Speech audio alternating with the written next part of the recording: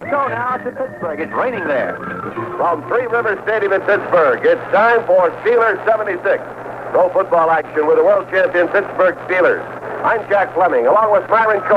We'll be describing the action this afternoon as the Steelers meet the New England Patriots. The third game of the season. The two clubs coming into the contest with identical 1-1 records. The Steelers coming off a victory over the Cleveland Browns. And New England coming off of one of its finest recent wins over the Miami Dolphins. The crowd this afternoon, a sellout, better than 50,000. The weather, strictly overcast. Rain started to fall within the past hour. The artificial turf is still in good condition, but the weatherman says temperature around 70 degrees on the afternoon, and rain should continue throughout the day. Steeler reserves have just made their appearance on the field, coming to the near side in black jerseys, white numerals, and the New England Patriots in white with red numerals and blue trim are ready to come out on the field themselves. So we're just about ready for football. We'll have the starting lineups and the kickoff after this pause on the Pittsburgh Steelers Football Network. The Patriots are still looking for their first win over the Steelers, who lead the brief series 2-0. Both teams coming off initial victories. Patriots their 30-14 upset victory over the Dolphins last Sunday, and the Steelers smashing a win over Cleveland 31-14. New England rolled past Miami with 278 rushing yards. That's the second best in the club's history, and the most versus a Don Shula-coached Dolphin club. And 3 Steve Grogan TD passes. Running back Sam Cunningham at 21 carries for 106 yards, his 5th career 100-plus game, while Grogan scrambled 9 times for 76 and scored the Pats' 4th TD on a 13-yard run. So they're coming off a great game. The Patriots defense made 5 quarterback sacks last week. As we said, both teams won their ball game. Elsewhere today around the league, some other key games. We've got the Jets playing at Miami, Minnesota at Detroit, Buffalo at Tampa Bay, Green Bay at Cincinnati, Oakland at Houston, Atlanta at Chicago, New Orleans at Kansas City. The Giants are in Los Angeles to play the Rams, Cleveland's at Denver, the new club, Seattle, hosting their second game in their existence. San Francisco is invading Seattle, St. Louis at San Diego, Baltimore at Dallas. The Monday night game will feature Washington at Philadelphia. And, of course, along the way, we'll be keeping you posted on the outcome of those 2 games. In the Eastern Division, the only undefeated team now in the American Football Conference is Baltimore, 2-0. In the Central, Houston leads that with 2-0. In the Western, 2 teams tied, Oakland and San Diego, both 2-0. NFC undefeated teams are Dallas and St. Louis, along with Chicago and Los Angeles. This broadcast is authorized under the broadcasting rights granted by the Pittsburgh Steelers solely for the entertainment of our listening audience. Any publication, rebroadcast, or other use of the descriptions and accounts of this game without the express written consent of the Pittsburgh Steelers Football Network is prohibited. On our network this afternoon, across a 4-state area, better than 40 stations, we will single out these to say hello to WKSP Newcastle, Pennsylvania, WBFD in Bedford, Pennsylvania, WDAD, Indiana, Pennsylvania, WBSC, Somerset, Pennsylvania. The Steelers are being introduced, the offensive unit today. Lynn Swan has returned and has been introduced, and Terry Bradshaw comes out. And here comes Rocky Blyer, and finally Franco Harris, and listen to this crowd. I'd say this crowd is ready for football this afternoon, and would you agree, Mr. Cope? I sure would. It's an enthusiastic crowd, and Lynn Swan got a tremendous ovation from the crowd. This is a problematical game, no question about it. I've got a lot of respect for New England because they have a lot of young talent that was needing mostly a quarterback, and maybe they find one. Steve Grogan was so good last week against Miami, but remember, he's still young, so he's got to be uneven in his performance, and let's hope today is one of those days where the unevenness shows. Incidentally, Cope, I want you to be strictly impartial this afternoon because today's Steeler broadcast is being heard around the world on the American Forces Radio Network from Pittsburgh, Pennsylvania in the USA. Our greetings to you wherever you might be listening to one of over 300 American Forces stations around the world. Last year we found out that broadcast took us to all points in the world, not only with servicemen and servicewomen listening, but civilian people, American stationed around the world, and people of other extractions, people in England, in Germany, in Russia, in France. They were listening to the Pittsburgh Steelers and the voice of Myron Cope. Probably at the North Pole, too. You forgot the North Pole. But anyhow, as I was saying, they have a lot of young talent on this New England team. Their coaches seem to think that Steve Nelson, a middle linebacker, or rather inside linebacker, they use 4 of them, is their best defensive player. Ray Mansfield was telling me he thinks perhaps Sugar Bear Hamilton, the nose guard, is their best defensive player. Maybe the old Ranger says that because he's going to have the Sugar Bear Hamilton right up against him today. In any case, they have top draft choices, 2 of them from the first round this year, in Tim Fox, the safety man from Ohio State, and Pete Brock, the big center from Colorado. Those are 2 of the players they got as a result of trading Jim Plunkett to the San Fran 49ers. They just got a terrific deal in my book. They got so many draft choices. Next year they'll have a first-round draft pick and a second-round draft pick from that deal, too. New England has won the toss and elects to receive. The Steelers will kick off, and this is where the way the defensive unit will look.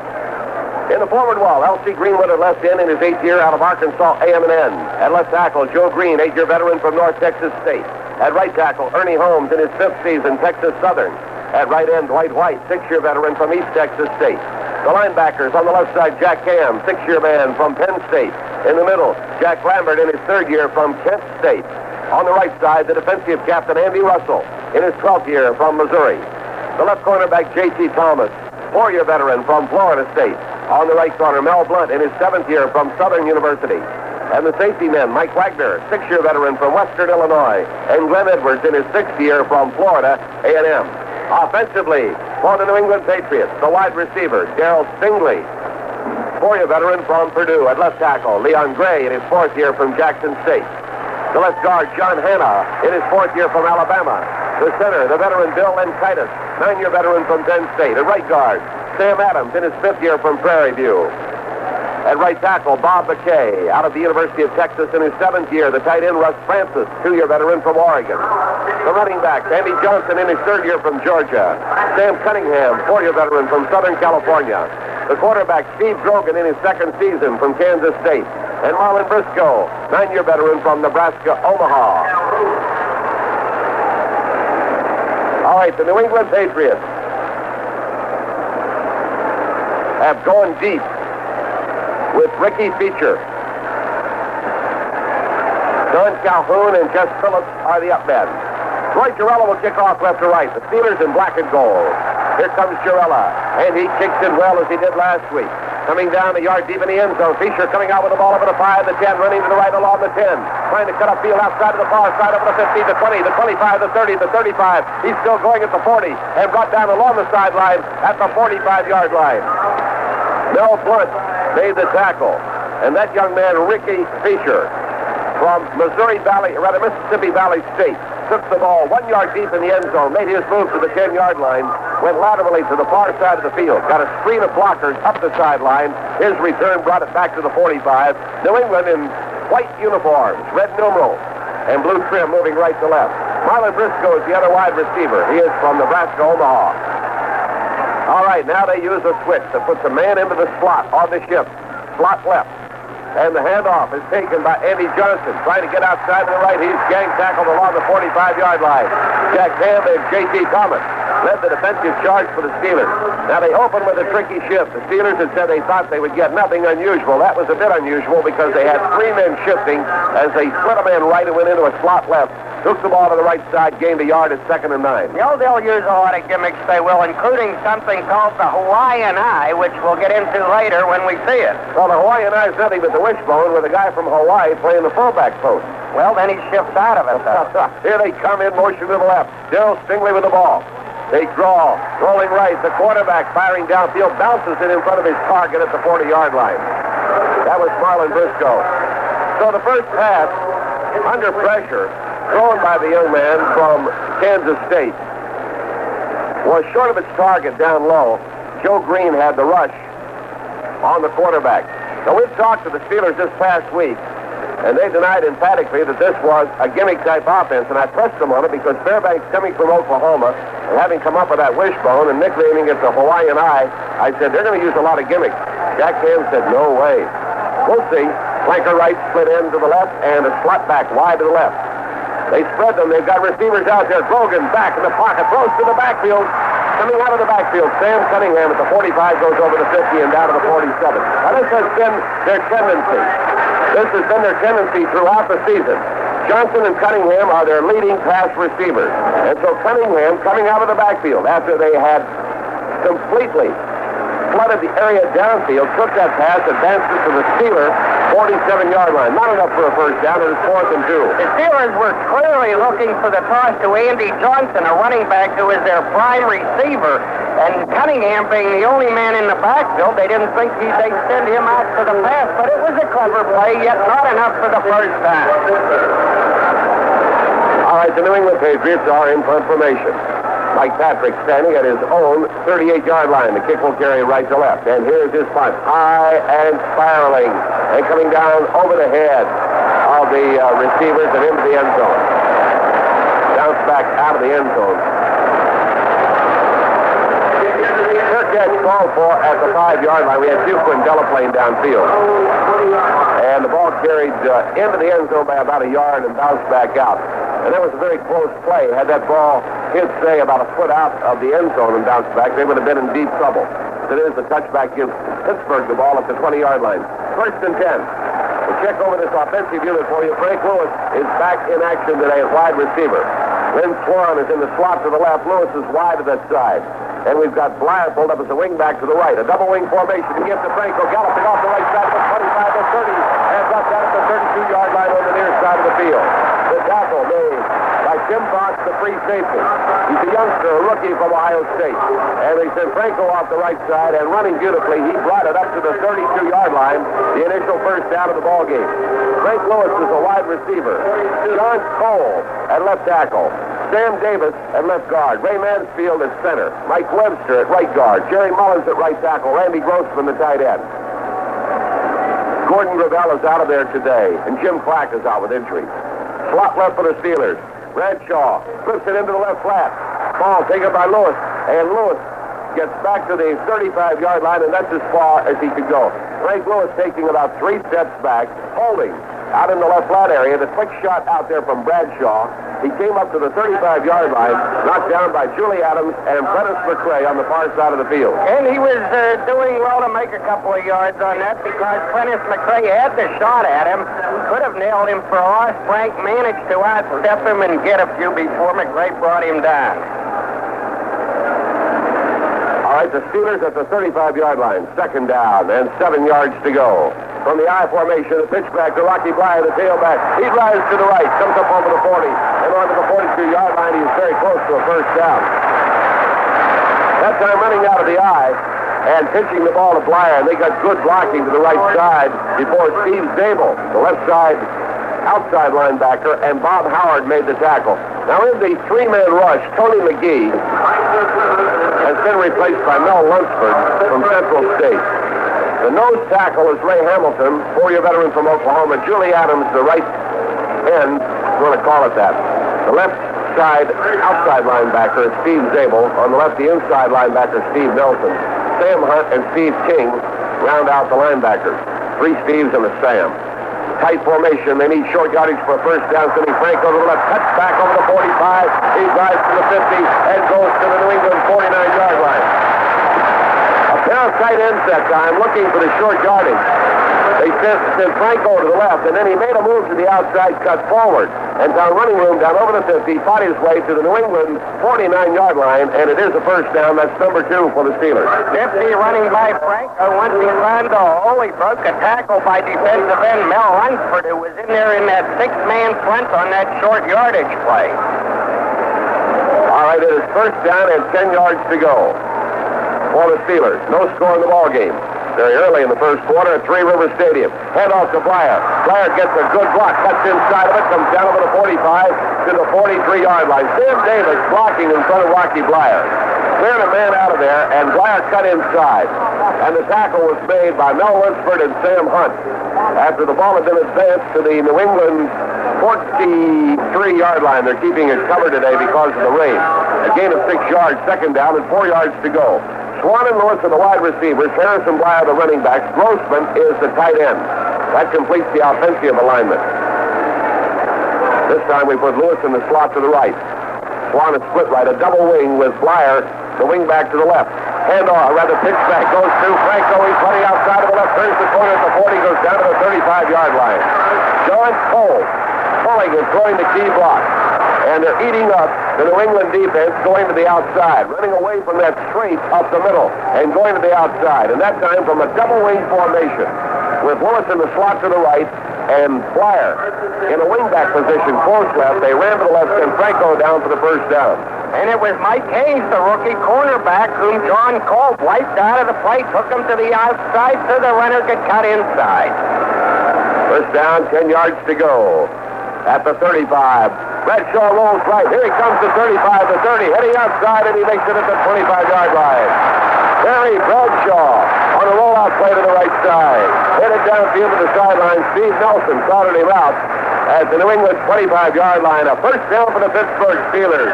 And the big quarterback showed them how he can gallop. First down, 10 yards to go at the Patriots 25-yard line. And that was not a scramble. It was not an improvised play. What it was, right from scratch, was a running play. The Steelers have a run play for Bradshaw in there. Overcast, rainy day, but not cold. It's rather warm, pleasant. Out of the I formation. At the New England 25-yard line. The Steelers with the football. The pitchback goes to Blyer. He's got blockers again running to the right side. Comes to the sideline and picks up short yardage.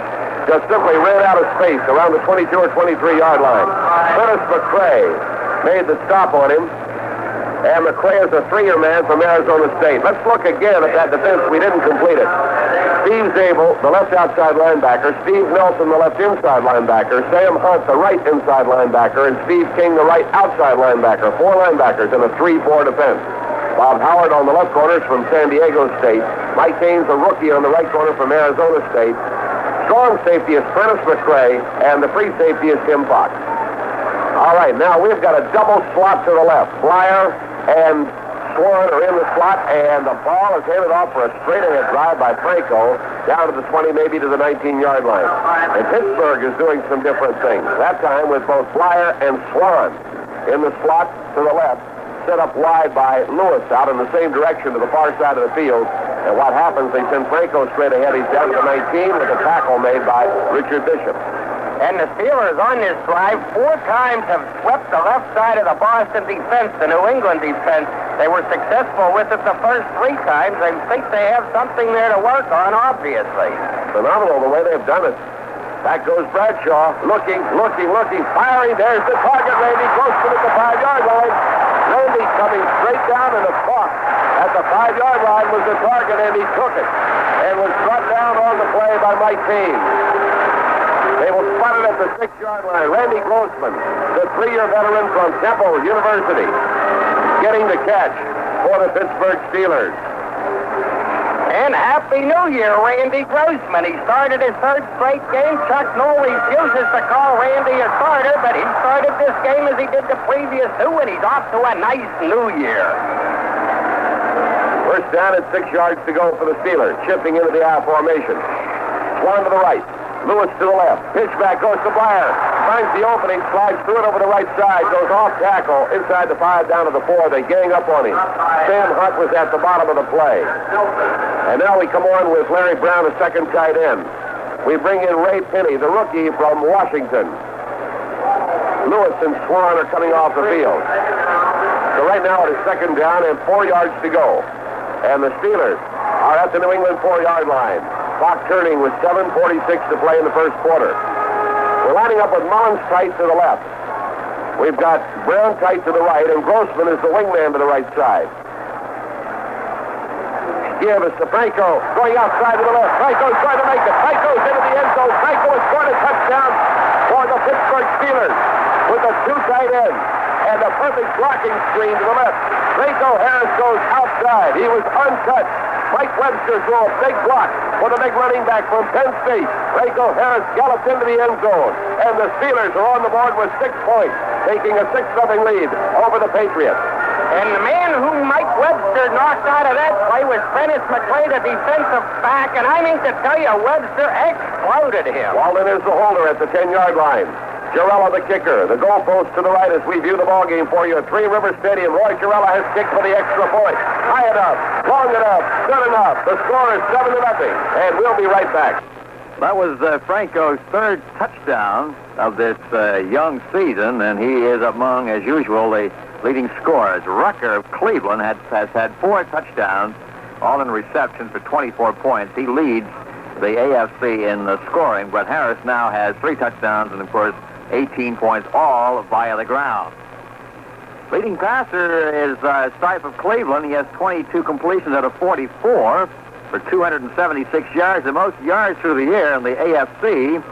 That will go to Jones of Baltimore, 491. Bradshaw, Pittsburgh, has attempted 50 passes going into the game today, completing 22.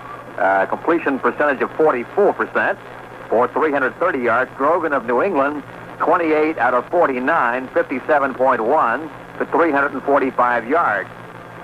Leading pass receiver for New England is Johnson, stalwart for Pittsburgh. 80 yards in 12 plays went to Steelers, and it was as beautifully an executed touchdown drive as you care to see. Bradshaw threw the ball only twice, a flat pass to Frank Lewis, and then the zinger down the middle to Randy Grossman that set up the touchdown. It was largely a ground attack. The Steelers were blocking beautifully.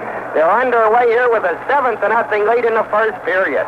Jarrell will kick off. Ricky Feature is deep. And the kick carries all the way down into the end zone, 3 yards deep to Feature.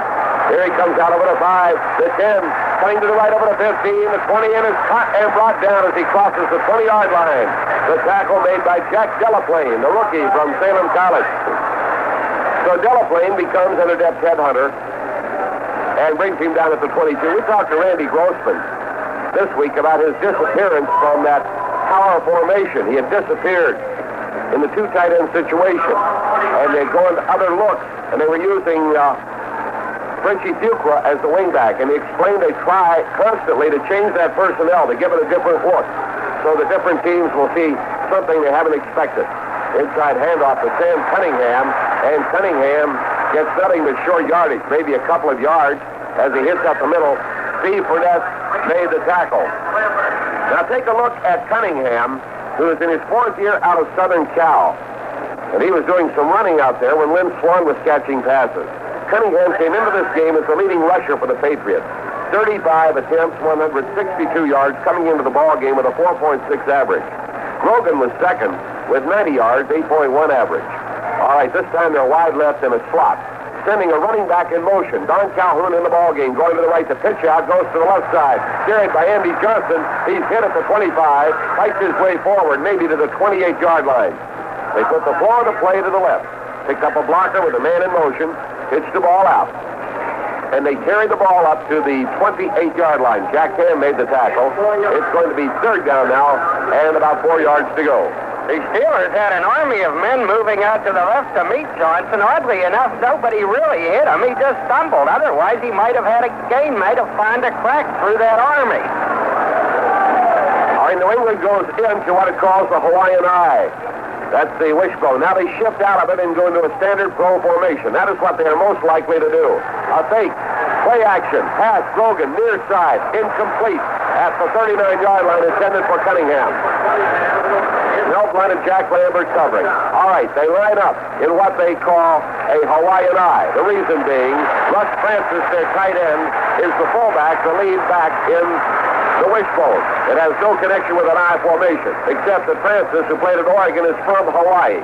Now they shift out of that, and they go into a standard pro offense with Francis shifting into the tight end position, putting a slot back to the left and a flanker to the right, and that's all I can tell you about it. They're in punt formation. Patrick at his own 13. He'll punt right to left. Patrick has the snap. He gets it away. Very high, extremely high. Downfield, waiting for it. Fuqua, he bobbles it. New England has recovered. New England has the football at the Steelers' 25-yard line. Al Chandler recovered for the New England Patriots. As Frenchie Fuqua and Jack Delaplane appeared to be having difficulty making up their mind who would catch it. Finally, Fuqua was the receiver. He reached for the football. It went through his hands. It was recovered by Chandler at the 26. That's where they say New England has the ball. And right now the Patriots have picked up a big break, and they've got great field position. Well, Frenchie and Delaplane were standing side by side under that punt, and apparently there was confusion over who should take it. Patriots 1st and 10 at the Steeler 26. Pittsburgh leading 7-0. Handoff given to Cunningham, right into the left. Cut, he's hit. Wowie. He made a cut over Mel Blunt, who was down on the ground, and he went into the the air. Ernie Holmes met him in midair, and Ernie Holmes hit him solidly. I mean, he gave him a good, solid, clean lick. And the ball is spotted at the 25-yard line, so he made 1 yard. That's a tackle that'll take your teeth out. Now, Pete Rozelle, there was nothing about it that you could find as a basis for fining the fat man as you did the other day for a little bit of rough play. That was a solid hit. All right, the Patriots on 2nd down and 9 at the 25. Wide in both directions. Back goes Grogan. He sits up. Lots of time. He fires too high for his target. Darrell Stingley down at the 11-yard line. Stingley was running in between J.T. Thomas and Mel Blunt in the general areas. He came down and made his move in on a square-in pattern at the 11-yard line, overthrown by the quarterback, who had nothing but time to throw that football. Well, actually, what Fuqua had was a muff, but in the NFL, they classify that as a fumble, so we've got a fumble lost officially. You point out in the rule book that you don't fumble a ball unless you have possession. And he did not have possession, so it was a muff reception. Jimmy Allen is in. Lawrence Ames is in. We go to 5 back. Here comes New England. Grogan almost slipping as he stood up. He's firing to the end zone, and it is incomplete. Jim Allen with inside position on Russ Francis, the big tight end. And Francis running sharply to the coffin corner on the far side of the field. And Allen had him out-positioned all the way into the end zone on a pass that was overthrown. It is incomplete. The Patriots will bring on John Smith, their kicking specialist. Smith is 2 for 2 in the 20 to 29-yard range. He's going to kick this one from the 25. It's a 35-yard field goal. He is 1 for 2 in that range. We have Lambert and Russell back into our lineup at this point. The holder is Mike Patrick. Makes this the 32-yard line, a 42-yard attempt. And it is up there. It appears to be long enough. It is good. Just a beautiful field goal try by Smith. That makes him 4 for 6 on the season, a 42-yard job, and the score is 7-3 in the ballgame. Steelers football continues after this timeout. Other games in the NFL this Sunday, the Dallas Cowboys and the Baltimore Colts, two of the youngest but most talented clubs in the NFL, meet this afternoon in the battle of unbeaten teams. The Colts, the defending AFC Eastern Division champs, scored a 28-27 victory over Cincinnati last week. Now the Colts are faced with stopping Roger Staubach, the NFC's leading passer. Two other showdowns between unbeaten clubs also are on tap for Sunday. The Oakland Raiders take their high-powered offense to Houston against an Oilers team that has allowed only 3 points in 2 games. And Jim Hart and the St. Louis Cardinals will test the Chargers' young defense in San Diego. The unbeaten Chicago Bears play their 1,000th game against the Atlanta Falcons. The Los Angeles Rams entertain the New York Giants, and the Minnesota Vikings visit the Detroit Lions. Elsewhere, New Orleans at Kansas City, Cleveland at Denver, San Francisco at Seattle, Buffalo at Tampa Bay, Green Bay at Cincinnati, and the Jets are at Miami. Well, the Steelers' defense has been superb, hasn't allowed a first down, but it took a missed punt by Frenchie Fuqua, a recovery by New England, and a field goal, and it's 7-3. The kickoff, Jack. Here comes the kickoff down to the 8-yard line with the ball. Jack Delaplane up at the 50, the 20, puts his head down at the 25 and goes to the 27, and is getting tackled back. Pete Barnes made the tackle for New England, and the Steelers are ready to go 1st and 10.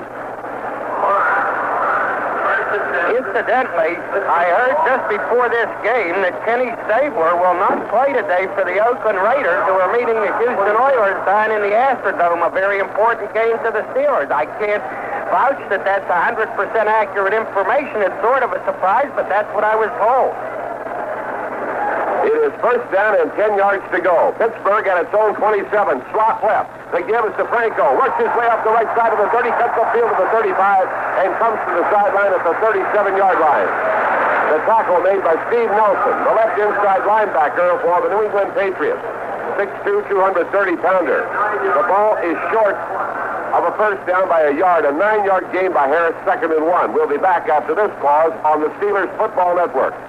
Here's how the top teams in college football fared on Saturday. Number 1, Michigan really won over Navy in a big way, 70-14, scoring 49 of those points in the second half. We'll have the rest of the lineup of what happened yesterday in just a few moments. Bradshaw flips it into the right flat to Swan. Swan picks up a little bit of a screen, comes to the 40, leaps, and is brought down. Lynn Swan, the receiver in the right flat. 2 steps back, took the ball. Came up. Jerry Mullins was over there to block for him. Steve Nelson caught Swan high in the air and knocked him down. He picks up a first down. I show Steelers with a total of 8. That is the third pass thrown, the third one completed, and Swan's first catch of the day. Swan said this week that he was looking very closely at his future. He's had, I think, 4 concussions, 1 in college ball and 3 in pro ball, and that he's thinking seriously of giving up the game next year. I looked him in the eye and questioned that statement. Franco through the middle, nice quick opener, over the 45, onto the 48-yard line. Prentice McRae, the strong safety, made the tackle. And they opened it up beautifully up the middle for Franco. The close observers will tell you there's no finer competitor than Swan. A talented young man, not strong of frame, but an extremely fine athlete. And he just may be a little bit dejected after taking a cheap shot in Oakland and then seeing the ensuing argument that it caused. Bradshaw rolling right. Bradshaw keeps. Bradshaw to the 50, leaps over the tackler, and it goes out of bounds at the New England 49-yard line, and that should be enough for a first down. Bradshaw running his option just absolutely beautifully, coming to that sideline. And Myron, you remember in his earlier days when he used to like to stay in bounds and take that lick and get hurt. Now he knows where to go. No, he's older and wiser, and he will run for that sideline. And not only that, he'll keep running because he's had a few guys pursue him out of bounds and belt him, even though he was several yards out of bounds. So he just keeps going and saves the old hide. It's valuable. All right, Bradshaw as the team set first and 10 at the New England 49.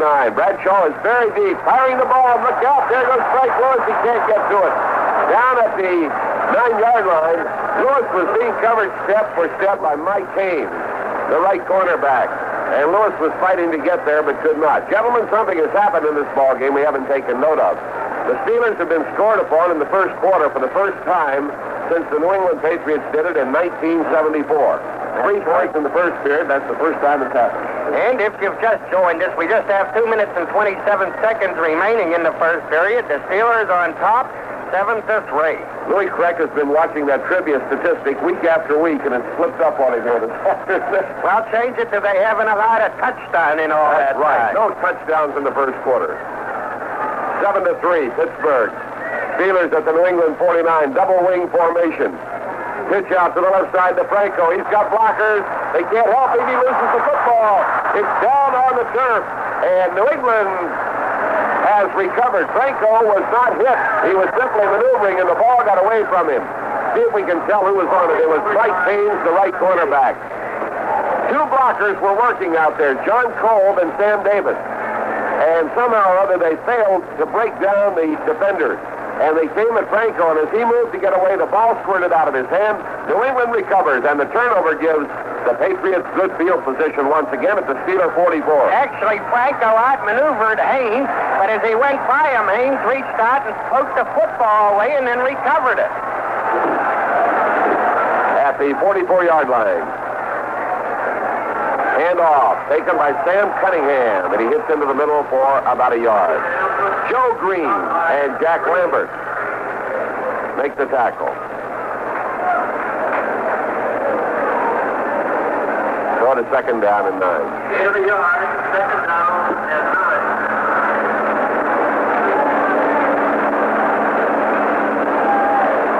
9. Greenwood, Green, Furness, and Benazak are up front. Ham, Lambert, and Russell are the linebackers. Thomas and Blunter on the corners. Wagner and Edwards are the safeties. High formation. Bootleg. Back deep. And Grogan fires. Connects downfield with Russ Francis. He's hit hard by J.T. Thomas at the Steeler 25, but he holds onto the football. And Francis comes up with a big catch. Grogan just did a beautiful job of faking and concealing that football as he went back. And he hits Francis, the tight end. On the season, Francis did not have too many catches. He's had 4 for 24 yards coming into the ball game. That is the initial first down for the Patriots on the afternoon. They're at the Steeler 25-yard line. First down, 10. Slot left formation. Sending the slot man, Dale Stingley, in motion to the right. Grogan takes. Grogan gives. Andy Johnson trying to fight his way over the right side. He'll get a yard or two, and that's all. Andy Johnson, 6 feet, 204 pounds, out of the University of Georgia, running over the right side, stopped by Jack Lambert, the middle linebacker, and Mike Wagner, the Steelers safety man, and the ball is spotted at the 23.5-yard line. And they're looking at second down and about 8.5 yards to go. Andy Johnson, as Chuck Noll pointed out on his pregame show, was a quarterback in college. Didn't he? New England Pats used him as a wide receiver and then as a running back, where he is now used very much as a receiver, too. Slot left formation for the Patriots. Grogan fakes the draw, fakes the end around. Grogan throws, and it's incomplete. Now, boy, they are doing something there. Grogan fakes the draw. Then Grogan faked the end around to Stingley. The draw was to Johnson. He faked that. Am I right? He faked the end around to Stingley, and then he threw a screen pass to Andy Johnson. So set it up this way. A fake draw to Cunningham, then a fake end around to Stingley, a lot of play action, and then throwing the screen pass to Johnson out to the left, and he could not hold on to the football. Fell incomplete. Now that's something I don't think I've ever seen that play. A beauty. Flanker right. Flip to the left and slot man to the left. And here comes the pass downfield, and the receiver didn't see it. Grogan appears to be having lots of time. His receiver was Marlon Briscoe the first time today coming down, and Briscoe was working in the area of the 5-yard line, and downfield Mel Blunt and Lawrence Caves, and the pass came in behind him. He didn't see it at all. It was incomplete. Bringing on John Smith. Smith, with 4:43 to play in this period, kicked a 42-yard field goal. Now he's going for a 41-yard field goal. His holder is Mike Patrick. Score 7-3. John Smith got that New England background. The old familiar name up there. Kicks it right down the middle. He gets it. He kicks a 41-yard field goal. And it is a 7-6 ball game, Myron. And on the field goal defense, we see the Steelers trying to do what many teams are doing around the league. And again, something that Chuck Noll and I talked about on his show before the game. Bunching a lot of people in the middle, trying to blow the middle of the New England line out of there and put pressure on the kicker. Meantime, retaining L.C. Greenwood, the tallest Steeler, in the middle, back at the line of scrimmage, getting his hands high in the air like a basketball player and trying to get a piece of that football. Of course, it didn't work that time, and John Smith pelted another long one. He's got field goals of 42 and 41 yards as the Patriots close the Steelers' lead to 1 point. It's 7-6 with just 3 seconds remaining in the first period. So this kickoff by New England will be the last play of the first quarter. And let's see Jack Delaplane is due to do something big. Very high kickoff coming down to Delaplane at the 16, over the 20, coming to the sideline at the 25, defending the 35, the 40, the 45, drives to the 50 and goes into New England territory at the New England 46-yard line. John Smith finally got the tackle along with Richard Bishop. Just a great screen of blocking that time for Delaplane, who has that fine speed, can get to the outside and make it count. He found the lane down the near sideline, brought the ball on the return back to the New England 46. On that play, the first quarter comes to an end. The end of the first quarter with a score. Pittsburgh 7, New England 6. Let's check now and see how some of the top college football teams fared on Saturday. Number 1, Michigan rolled over Navy 70-14. Second-ranked Ohio State surprised by Missouri, upset by the Tigers 22-21. Pittsburgh, number 3, defeated Temple 21-7. Fourth-ranked UCLA over the Air Force Academy 27-7. Fifth-ranked Oklahoma winning over Florida State 24-9. Sixth-ranked Nebraska defeating TCU 64-10. Number 7, Georgia over South Carolina, 20-12. Eighth-ranked Maryland, 42. Syracuse, 28. Ninth-ranked Texas A&M losing to Houston, 21-10. And 10th-ranked Penn State, an upset loss to Iowa, the Big Ten, 7-6. The second 10, 11th-ranked Arkansas losing to Tulsa, 9-3. 12th-ranked Kansas was idle. 13th-ranked Alabama defeated Vanderbilt, 42-14. 14th-ranked Illinois lost to Baylor, 34-19. And 15th-ranked USC winning over Purdue easily, 31-13. Steelers move right to left at the start of the second quarter. At the 46-yard line, slot right formation. Hey, broken play, handoff to Franco, and he gets back to the line of scrimmage. Bradshaw turned and socked the ball into Franco's midsection, and they ran into each other. Franco slipped off to the left and cut back, and he may pick up very slight yardage. Richard Bishop and Julius Adams made the stop, and he makes it to the 45, so he gets a yard on a broken play, second down 9. Colt Davis, Mansfield, Webster, Mullins working in the interior line. We remind you, Jim Clack is out with an injury. Gordon Gravel will not play unless absolutely needed on the right side of the line. Webster moves to right guard. Mullins playing right tackle. Bradshaw is back. Bradshaw is throwing complete to the 39-yard line. Ball caught by Randy Grossman, and he fights his way an additional yard. Again, Grossman coming down short this time and making that square turn in along the 39-yard line. Caught the pass and was hit by Steve Nelson and Julius Adams and brought down. Grossman says that he goes out every day just trying to play his best game and not worry about anything else. And he has played so well for these Steelers over the period of time. This is his third season that he's been with the club. That is his second catch of the afternoon. I also talked to him about his size. He's smaller than most tight ends. He says he has to play a thinking man's game. Two tight ends now, Wingman on the right side. Bradshaw pitching out to the left to Franco, and I think it's broken again. Back at the 44, he is nailed. Mike Kane. Bradshaw apparently wanted to do something differently with the ball than he did because he had it in his left hand. He was moving to the left. And instead of giving the usual pitch out to Franco, just sort of flipped it backhand to him to get rid of it, and Franco was nailed. So the loss is back to the 42.5-yard line, and for the first time today, we're going to have to punt the football. Bobby Walden standing at his own 44-yard line, and they send Mike Haynes back to receive. Mike Haynes, a rookie from Arizona State. Walden standing at the 44. Punt will carry right to left. Steelers leading 7-6. Fumbles the stop, picks it up, fumbles it again. It's loose down on the ground. It's recovered by New England at the Steeler 46. We have given this club possession of the football on 3 fumbles in our territory 3 times this afternoon. Well, it was a good snap. It was fumbled pure and simple by Bobby Walden. He picked it up. There were 3 men hitting him, and nonetheless he tried to get off the punt. He dropped the football hoping to kick it, but he had not a chance in the world to kick it with 3 big Patriots on top of him. So the Patriots started the Steelers' 46-yard line.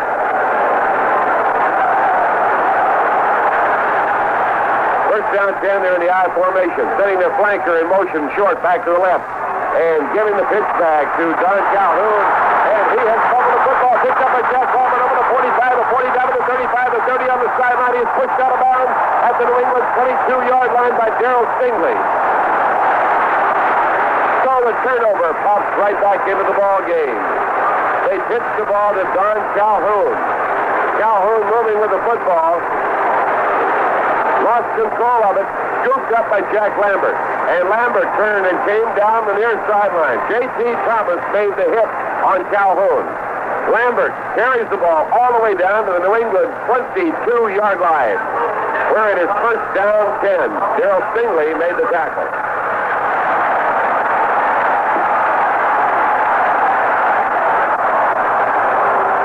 Rhode Island nothing. Colgate 25, Cornell 20, Columbia 38, Lafayette 31, Delaware 59, North Dakota 17, Harvard 24, Massachusetts 13, Maine 17, Central Connecticut 3, Muhlenberg 45, Johns Hopkins 6, New Hampshire 24, Dartmouth 13, Rutgers 17, Princeton nothing, Springfield 21, Amherst 7, Trinity of Connecticut 30, Bowdoin 14, Tufts 13, Wesleyan 12, Williams 14, Hamilton 6, and Yale 21, Connecticut nothing.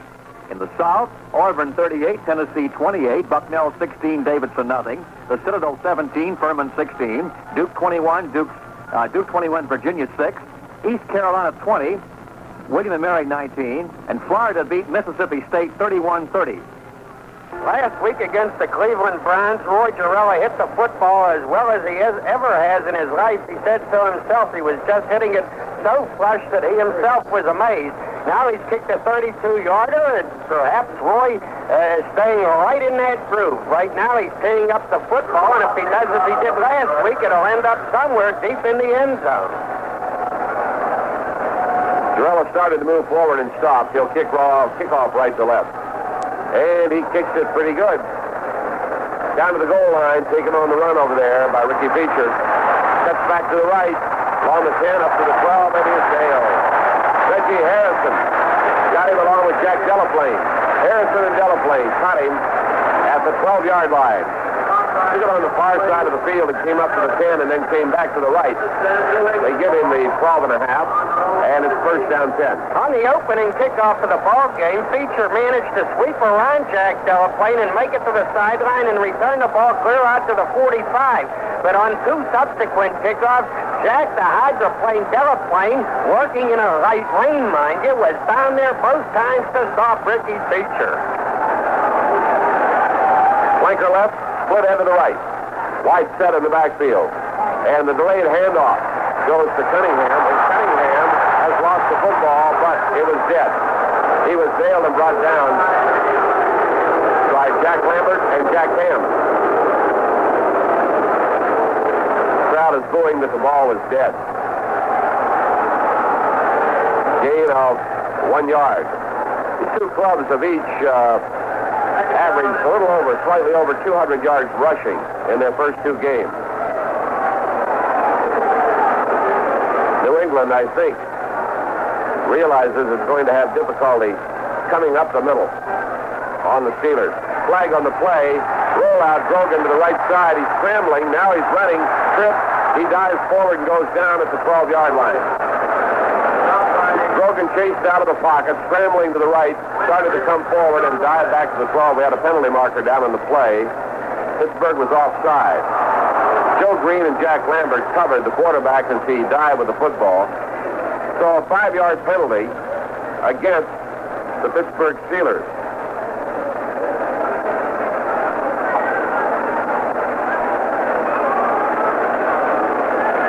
That takes the ball out to the 18-yard line.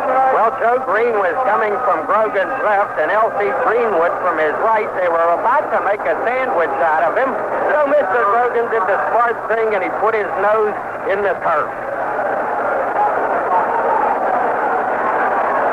They put a man in the slot to the left side. Francis is tight to the right. Now they bring the slot man in motion. That's Stingley all the way to the right. Grogan rolling out left. Grogan throwing upfield, completing the pass to Sam Cunningham at the 25. Scoots to the sideline, goes out at the 30, covered by Mel Blunt. So again, they work just beyond the range of the linebacker. And they use Cunningham as the target. That's his second catch. Grogan's thrown 8 times, completed 3. Cunningham's second catch of the afternoon. New England getting its second first down. First and 10 at the 30. Grogan is a lanky guy, 6'4" out of Kansas State, a farm boy from Ottawa, Kansas. He's considered to have the tools to make it as a top quarterback. They shift their slot man back into a regular running back set position. Grogan drops back, now throws to the near side, and it is incomplete. Gerald Stingley coming over to the sideline for the ball got tangled up with J.T. Thomas. Neither one of them could get to the ball, and they went down on the turf. 9 passes tried, 3 of them completed for New England. New England is using Bob McKay at right tackle, alternating with Tom Neville at that position, carrying plays. At times, they use Andy Johnson and Don Calhoun to carry plays from the sideline. Steve Grogan is happy to have the plays called for the sideline. Jim Plunkett's main gripe at New England was that Chuck Fairbanks wanted to call the plays. Plunkett did not like that. He asked to be traded, and they accommodated him. Grogan will pass again. Going to the near side, completes the pass at the 34-yard line to Russ Francis. He's driven out of bounds at the 34 on the near side of the field by J.T. Thomas. Short gainer on the pass to Russ Francis, the tight end. Francis is an interesting fellow. His daddy owns a sugarcane plantation in Hawaii. His daddy used to be a professional wrestler, Russ has wrestled professionally himself. He also flies an airplane. He's studying for his jet pilot's license, mind you. He does a lot of things. He was an Olympic javelin prospect. The Kansas City Royals tried to sign him as a pitcher. A versatile guy, Russ Branson. Double wing wide, slot man to the left side. We've got Banaszak and Furness in our defensive line. Grogan is caught. He's back. Wowee. Lawrence James blitzing, almost had him, and Steve Furness got him. James was in there. Ham was in. As they came with those two linebackers, and James made a dive at him and almost had him, missed him, and then he was nailed by Steve Furness. So we have a consultation. Let's see what it's going to be. The official had marked the ball back at near the 21-yard line. Now they're going to mark one off against the Steelers. So they bring the ball back up to the previous spot at the 34-yard line. Mark off 5 yards.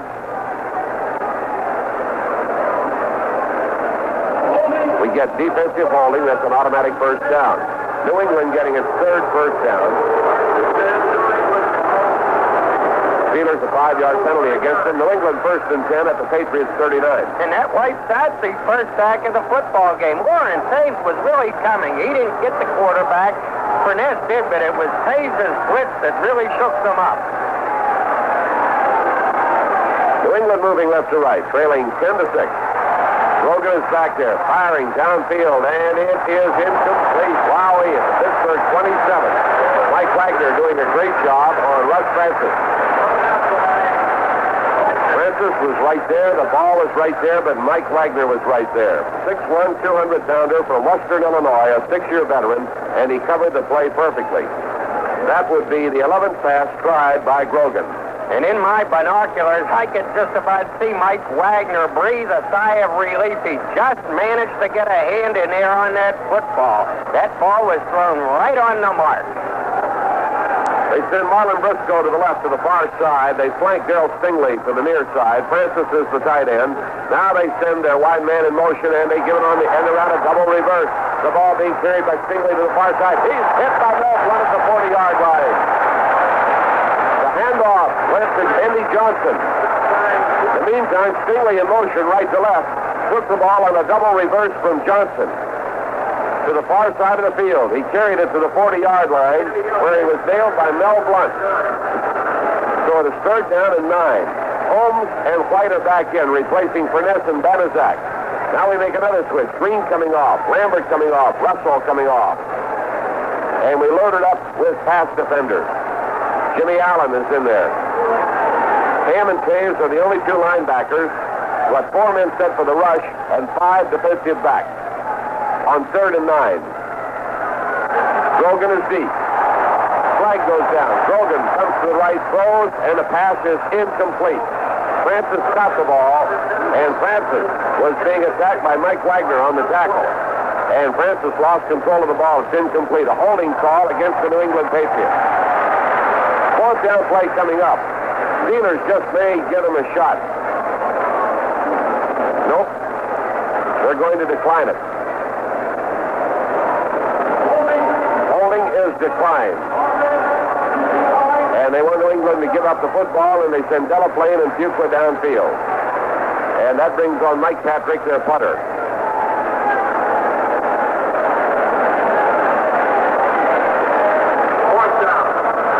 Line of scrimmage is the 40-yard line, and Patrick will kick left to right. He's standing at his own 25-yard line. The average is 41.7 per kick thus far this season, and he gets away a beauty. High, booming kick. Frenchie takes it at his own 12, up over the 15, the 20, and almost got away, but he was caught and brought down by Jim Romanishin out of Edinburgh State. PA man said Romanishin. He hasn't had as much practice on that as you've given me, J.D. When Romanishin played for Cleveland, J.D. delighted in pointing at his name because I couldn't pronounce it. I've got it now.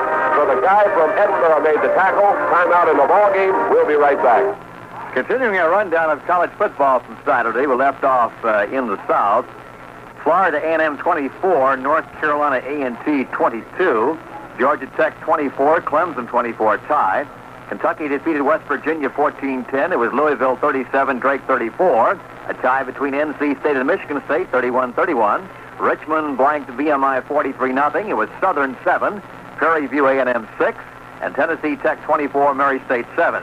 In the Midwest, Akron 24, Youngstown State 3, Ball State 27, Toledo 14, Cincinnati 17, Miami of Ohio 0, Iowa State 47, Kent State 7, Minnesota 21, Western Michigan 10, Notre Dame 48, Northwestern 0, Ohio University 35, Idaho 0, San Diego State 27, Bowling Green 15, USC 31, Purdue 13, Wake Forest 13, Kansas State 0, and Wisconsin outscored Washington State 35-26.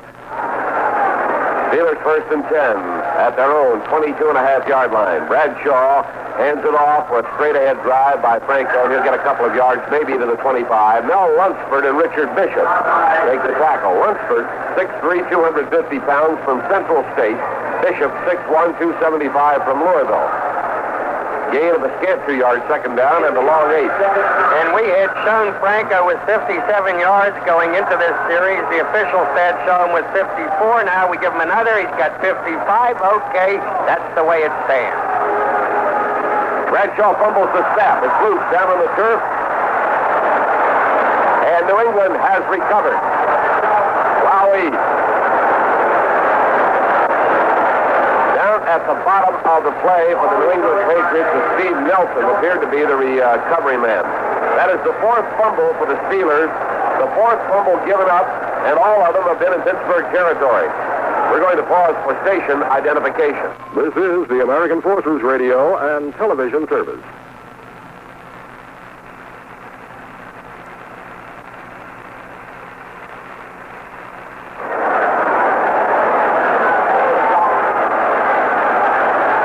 Down 10 for the New England Patriots. At the Steeler 23, slot left formation. Rogan with a golden opportunity. Hands off. Ball taken by Andy Johnson, trying to move to the right, and he runs into trouble. Joe Green made the stop on him, and he may get a yard out of the play if he tried to slant off the right side. We have Greenwood, Green, Holmes, and White in the front four. Pam, Lambert, and Taves. Taves is out of there now, and Russell is back. Russell's playing with that broken finger, that hand bound. And he said that, as in last week's game, he would go as long as he is effective. If he decides that he cannot do the job with one hand, then he'll get out of there and let Lauren Taves handle it. Andy Russell is that kind of a pro, a smart one. Slot left. Second down 9. Delay. Fake. And here's Grogan throwing. Too high for his pass. Intercepted inside the 10-yard line. Picked off by Glenn Edwards. The pass was intended for Russ Francis. Went into the air. Went off his fingertips. And at the 9-yard line, Edwards came over and made the interception. Tried to stay in bounds, but couldn't. Stepped out of bounds with the ball at the 17-yard line. And the Steelers take over on the first pass interception. Glenn Edwards might have had a long return had he been able to hold his balance. He was tight-roping it down along the sideline and finally went out. Mike Wagner was covering Russ Francis on that play. But Francis is a big guy. He reached up for that football, almost made the catch. The ball popped off his fingertips, though. And here came Glenn Edwards up from behind. It wasn't an easy one for Glenn to grab either. He had to make a little bit of a lunge for it. And perhaps at that point started losing his balance. Otherwise, hoo-wee, up that right sideline and maybe, just maybe, schools out. Anyhow, the Steelers are glad to have the interception. They'll start at their own 17-yard line. And this game finds the Steelers leading 10-6 midway in the second period. They've had a lot of trouble from a talented New England team, but most of the trouble they've helped cause themselves by giving up the football 4 times on fumbles. One thing you can say for the Steelers, though, today, that is that their defense is playing ball. The defense has been suspect. People beginning to wonder, has the Steeler defense had it? But today they've been tough. First down 10 for Pittsburgh. Bradshaw giving the ball to Blyer. Blyer finds the opening over the left side, comes up over the 20 and out to the 22-yard line. Working out in front of him that time, he had both Kolb and Webster. Zabel and Nelson made the tackle. New England player is shaken up. That's Steve Zabel. The advance of the football is to the 22-yard line. Late scores in the second quarter. Green Bay 7, Cincinnati 7. Tampa Bay leading Buffalo 6-0. That is the first score Tampa Bay has had in 3 games. Minnesota, Detroit, 0-0 in the second period. We play the Vikings a week from tomorrow night, a Monday night game at Bloomington, Minnesota. So there will be no action next Sunday. We wait until Monday. Steve King, not Zabel, injured, and King, the right outside linebacker, gets up and is walking off the field under his own power. That should bring on an old familiar face, George Webster. Webster, who came from the Houston Oilers, I believe, to the Steelers, and then he went on. Where did his path take him from there? Well, I think he then went to New England, if I recall correctly, and they also have Dickie Kahn, an ex-Steeler, who started the opening game of the season when Tim Fox was injured, and they say did a very nice job subbing for Fox. He also recovered a punt for the New England Patriots last week in the Miami game, recovered a punt on the Miami 2-yard line, so Dickie's been doing quite well with the Patriots. Dickie Kahn, I remember him for having the best-looking girls singing him off from every stadium on the road. They all look like Miss America. Webster does not come in. Pete Barnes comes in as the 4th linebacker. Bradshaw drops back. He's got time and throws to Blyer coming out of the backfield. It's low. Incomplete at the 24-yard line. Blyer coming out to the near side. Pass was not on the mark. Pete Barnes over to cover. Bradshaw appeared to have lots of time that time. There is a question about the wetness of the day. From our booth, you can't always see the rain. It appeared to have slackened just a bit, but now it's coming down again. You see the umbrellas going up again around the stadium. But undoubtedly, the footing, we've noticed that Grogan has had difficulty with the footing, and Bradshaw apparently is having difficulty with a slick ball. And I said this morning that this could be a day in which the quarterbacks would just have lots of problems with this continual rain. Bradshaw's deep. They're coming after him. The ball slips out of his hand. Just what I was telling you about. Do we recover? No, New England recovers it. Slipped out of Bradshaw's hand and was recovered by Richard Bishop. They had a great rush coming at Bradshaw. He cocked his arm. The ball slipped out of his hand. And we have now had our 5th fumble. All 5 have gone over to the Patriots, and all of them in Pittsburgh territory. Well, Richard Bishop and Tony McGee, the defensive end, were coming right down Bradshaw's throat. He cocked his arm, and as Jack told you, the ball simply slipped out of his hand. But I'm not so sure the same result would not have happened anyhow, because those 2 big guys were bearing down on him in such a way that I think they'd have taken him loose from that football anyhow. New England Patriots at the Steelers' 7-yard line with a golden opportunity. 2 tight ends. Wingman close on the right side. And to give us to Cunningham, he's trying to get outside to the left. It was well played. He's brought down along the 7. His blocker out there was John Hanna. And he was trying to clear out Donnie Shell, and he couldn't do it. Shell came over to make the play. About a half-yard pickup on the play. Jack Lambert refused to be taken out of the play. Neville and McKay are alternating with the play from the sidelines for New England. The ball is at the 6.5-yard line. Second down. This time they're in a double wing. Wingman in both directions. Now they bring the wingman from the left. Stingley in motion to the right. Pitch out to the left side. Cunningham, and he is pushed out of bounds around the 5-yard line. Over on the far side of the field, Andy Russell got him as he tried to turn the corner. And about a foot inside the 5, they marked the football. Just inside the 5. So they pick up a 1.5 yards. It's going to be 3rd down and 5 yards to go. And I don't think he'd have gone that far had Andy Russell not had a busted hand. Andy had to make an arm tackle. He was not able to put his usual good tackle on the ball carrier. Otherwise, the guy is stopped for no gain. The crowd comes alive. They've got a pair of tight ends. They've got double wingmen. Now they bring the man to the left. Stingley in motion, wide to the right. Here comes Grogan to the right. Grogan's in trouble. Grogan gets rid of the football. Intercepted in the end zone by Mel Blunt. Grogan throws throwing under great pressure. He was beat pursued by the Pittsburgh lineman. John Banaszak almost had him. He threw in the direction of Stingley in the end zone, and Bell Blunt went up in the air for the interception. And the Pittsburgh defense has taken the ball away from New England again. And what a beautiful interception it was by the Defensive Player of the Year in the National Football League last season. Mel Blunt going high in the air to spear that ball. The Steelers entered this game ranking 14th and last in the conference in pass defense, would you believe it? So maybe they got a little angry with themselves. They've had 2 interceptions already today.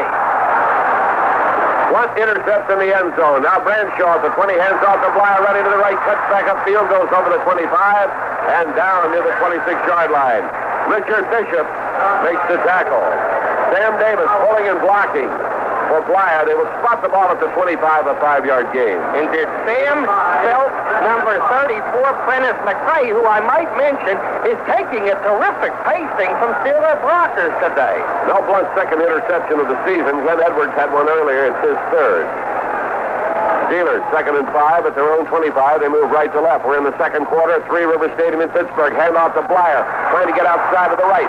He turns the corner, fights his way. He fumbles the football at the 20-yard line. And what is the ruling? New England. Blyer fumbles the football at the sideline as he was hit by Steve Nelson, and it is recovered by the New England Patriots at the 32-yard line. Steve Nelson making another recovery for the Patriots. He's the star of that defense, a linebacker. Rocky actually had made a nice run, fought his way for yardage, but as he went out of bounds, he left the ball lying in bounds. So that's the 6th fumble for the Steelers, and they turned the ball over all 6 times. All right, they bring their slot man in motion to the right. That's Stingley. Pitch back to Cunningham, running to the left, gallops down over the 30. He fumbles the football, and it is out of bounds, I believe, or no. New England has it. It went out of bounds. He fumbled it. It bounced to the sideline. One of the Steelers tried to knock it and keep it inbounds. Mike Wagner recovered it. But the ruling is the ball was out of bounds. The team with last possession keeps it, and they roll it out of bounds at the 32.5-yard line. It belongs to New England. Well, frankly, I don't know. It was on the far side of the field, and I didn't have my glasses in play, so I'll take their word for it. Maybe the officials just got tired of turning the football back and forth between the two teams. This is really something today. So we find the Patriots with 2nd down and 10.5 yards to go at the Steelers' 33-yard line. The crowd doesn't like it. Well, the official was right on it. The ball belongs to New England if it got out of bounds, and he ruled it did. Rogan drops back. Rogan fires to the far side. A diving try incomplete at the Steeler 18. On a little comebacker, Marlon Briscoe curled to the side. Had to come back a little on the ball. Mel Blunt was covering. The pass was low for him. He could not handle it, and it fell incomplete. I show the Patriots with 14 passes, 4 of them completed and 2 intercepted. The Steelers have fumbled 6 times, lost the ball 6 times, always in their own territory. The Patriots have fumbled twice and coughed up 1 of them. Andy Russell out, Marv Kellerman is a linebacker. Here comes Holmes off. Jimmy Allen is in the secondary. It is 3rd, 10.5 for New England at the Pittsburgh 32. Rogan back and looking, firing quickly to the tight end at the 26. Francis down over the 20 and out of bounds at the 19, and he has a first down. Russ Francis, second-year man from Oregon. The tight end, native of Hawaii. At least he comes from Hawaii. Mike Wagner made the play on him. So it is first down, 10 at the 19, and we got time out on the field, Myron. And New England trailing 10-6, but driving here, trying to take over the lead. Wild and woolly things happening in this second quarter, with 3 minutes and 50 seconds remaining. Jack, they're ready to go. At the 19-yard line, Rogan looking, throwing to Cunningham, and down at the 14, he goes to the 10 and on to the 9. So they return to the regular pattern. The Cunningham coming out of the backfield. He is tackled by Jack Lambert at the 9-yard line. And that one is going to be close to a first down. The official may call for the sticks. Andy Russell comes over to take a look at it.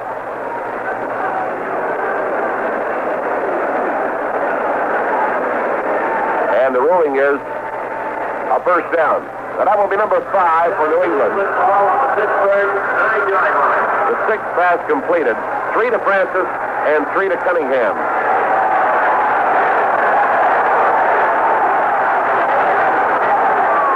New England has the first down. Slot right formation.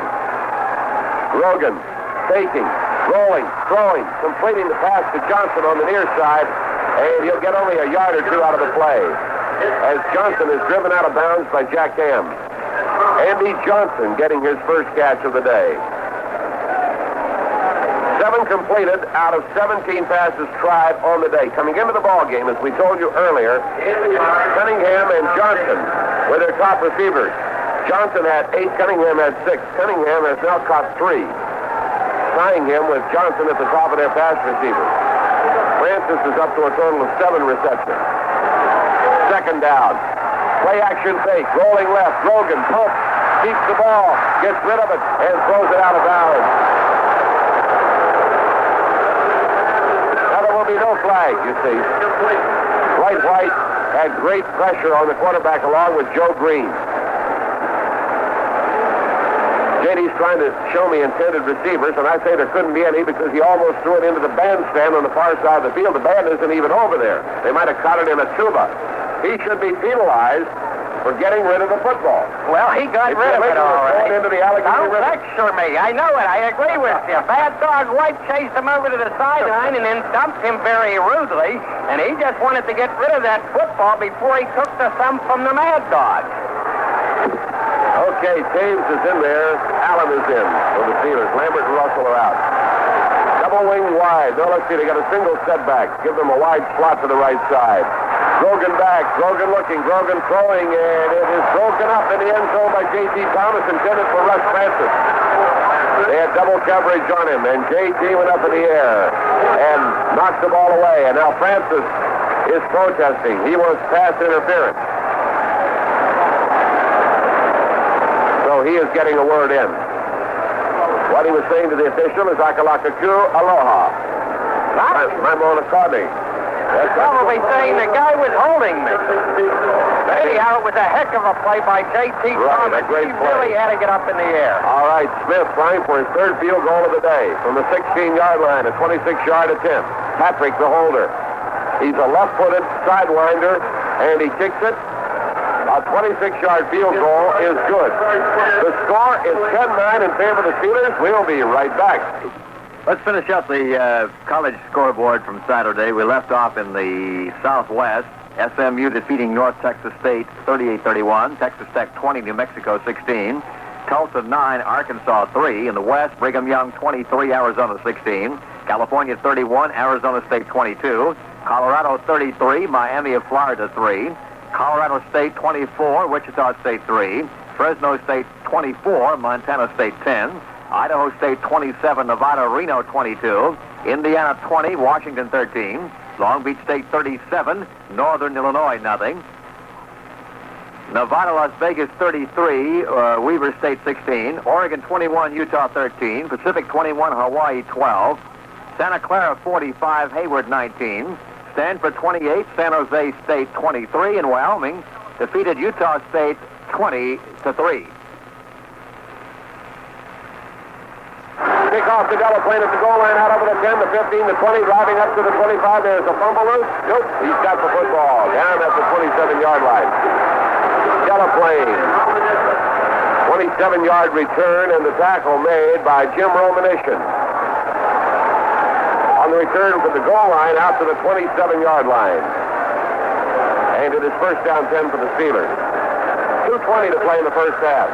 Tony McGee, Richard Bishop, Julie Adams in their front 3. Zabel, Nelson, Hunt, and King are the linebackers. Howard and Haynes on the corners. McCray and Fox are the safeties. Bradshaw quarterbacking the Steelers. Bradshaw drops back. Bradshaw throws, and he hits his target up at the 31-yard line. That was Rocky Blair coming out of the backfield and across at the 31-yard line. Steve Nelson tackled him around the neck. But there's a gain of about 5 yards on the play, and Blyer catches his first pass of the day.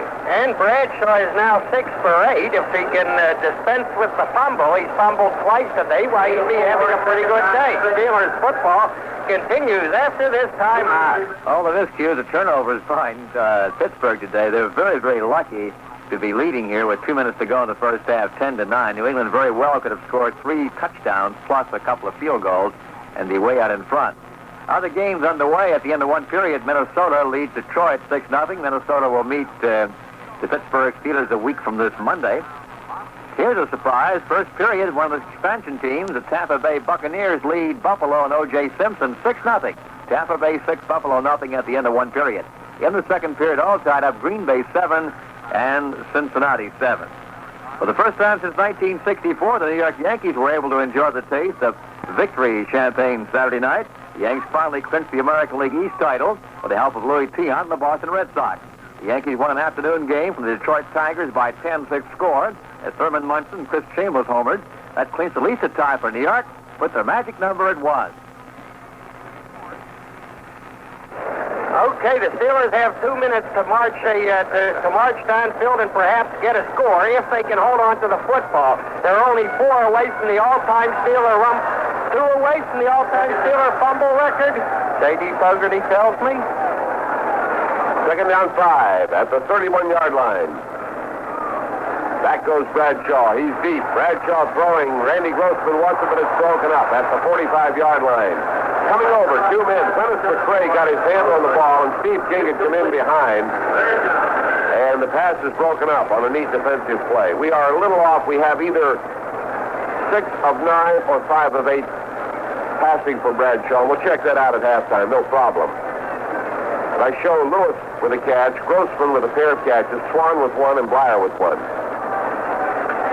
Well, I may have one floating out there somewhere. This has been the type of ball game where you spend more time writing down what's happening than you do looking at it. 6 fumbles for Pittsburgh, all 6 lost. George Webster is in there now for the first time. Hand off to Blyer. Blyer breaks the tackle at the line of scrimmage, runs to the right, is up over the 35 and onto the 36. Good effort that time. Zabel and Moore making the stop. And the Steelers have a first down.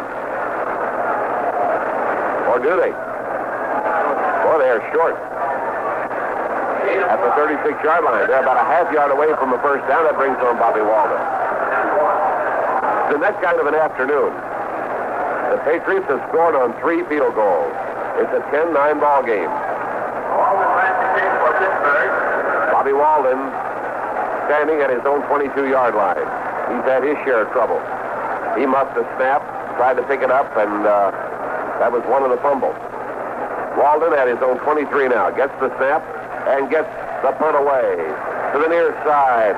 Caught at the 20-yard line. Mike Haynes running to the left, up over the 25, the 30. And at the 33, he is down. He has fumbled the football. New England has recovered.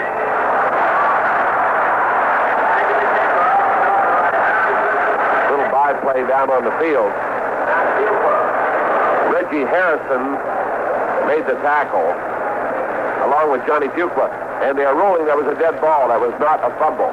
And on the Monday night game, the camera showed distinctly how the officials can guess at that and not see it. And that may have cost Kansas City a ball game, because a fumble that the camera showed was actually a bona fide fumble. Steelers had an ineligible man downfield. It is declined by New England. In the situation where the ball was ruled dead, it was the camera showed it was actually a fumble. And Kansas City recovered it, but was not given the ball, and went on to lose that ball game by the margin of the field goal, wasn't it? Slot left formation. Here's a draw. Carrigan Johnson comes through the middle, up over the 35 and onto the 36-yard line. He lost the football somewhere in there, but it was dead. Banaszak is waving it. Green and Banaszak on the tackle. And gain of about 3 yards, second down, 7. Now, of course, the reason the Patriots declined that penalty is they got the big return. Well, a 13-yard return, which is a good one from Haynes. They want the ball. Grogan is deep. Grogan is firing. There's his man on the near side of the field. It was juggled out of bounds. Darryl Stingley. Stingley came down inbounds, but he did not have possession. So he did not get possession of the football until he was out of bounds, incomplete. He laid the ball down behind the Steeler bench area. Or did he? The ball laying down there. Now they got another one out on the field. Incomplete pass. Stingley played his college ball at Purdue in his 4th year in the league. This is an extremely young team. They calculate an average age of about 25. It may be the youngest in the NFL overall. Grogan, back. Grogan throwing to the far side, and it is too high for Darryl Stingley at the Pittsburgh 47-yard line. On the sideline, he leaped for the ball. Mike Wagner came over a little late. Pass was incomplete. Grogan has thrown 21 times in his first half. Mike Patrick is on the punt. Green Bay and Cincinnati are 7-7 in the second quarter. All-important game for the Steelers. Downfield, Delaplane and Fuqua for Pittsburgh. Patrick will stand at his own 21-yard line. Delaplane and Fuqua are equally deep near the Pittsburgh 20. The snap and the punt. High and spiraling. Delaplane will go for it at the 25, up over the 30, the 35, the 40, and is brought down coming forward at the 43-yard line. Delaplane on the return up to the 43-yard line, where the New England Patriots managed to bring him down. Down at the bottom of that play, Fred Sturt, and helping out on it, Al Chandler. Ball marked at the 43.5 with 38 seconds, 1st and 10, Pittsburgh. And if Delaplane goes outside to the sideline, I think he gets a much better return even, and perhaps puts Girelli in field goal position very quickly. There are 38 seconds remaining in the first half. Steelers at their own 44. They just put the passing up. Both of us were wrong. It's 9 and 5. 9 and completed 5 for 31 yards. Right. Bradshaw's deep. Bradshaw throwing to Blair out to the left, coming out of the backfield at the 45. He gets out of bounds at the 48. Rocky, you can just see him thinking, looking at the opportunity as Steve King came up on him and measuring whether he should try to take it further or get out of bounds, and he did at the 48-yard line. Now that is the 10th pass, the 6th completed, and Blair gets his second catch of the day. Clock shows 31 seconds to play in the first half. Pittsburgh leading 10-9. I like this much better than trailing 14-0. Bradshaw backpedaling. The big guy comes forward. He runs. He's at the 50, the 45. He runs into people at the 40 and goes down at the New England 38-yard line. The umpire was standing there thinking about something. He may have been wondering if you could get out of Pittsburgh on the first flight or whether the weather would hold him in, and he almost got creamed by Bradshaw. At the last moment, he saw Bradshaw coming, and like a man escaping from an express train, he moved. And Terry took it down to the 38, where Nelson and Hunt came in on him like a vice and brought him to the turf. Timeout, Pittsburgh. Well, people worry about Bradshaw getting hurt when he's running with the football. I've often said you better worry about the guys he's running into. And that time, those two big linebackers converged on him, and Terry put his shoulder in there, and he gave it the extra effort, and he split those two guys. And with help, they managed to bring him down at the New England 38-yard line. But he picked up a few extra yards by just muscling those two big linebackers. So don't always feel sorry for Terry when he's running with that football. He's a horse himself. The Steelers have now moved into scoring position, hoping to fatten their 10-9 lead. They've got 20 seconds remaining. That's time for a few more plays and then the field goal. Bradshaw, so far today, has not thrown the ball. Well, one time he attempted it early in the game to Frank Lewis and overthrew him, but that was the only time Bradshaw has gone deep, and that's a little unusual for Terry. Here they go at the 38 of New England. The 38-yard line. First down, 10 yards to go. Bradshaw with the ball.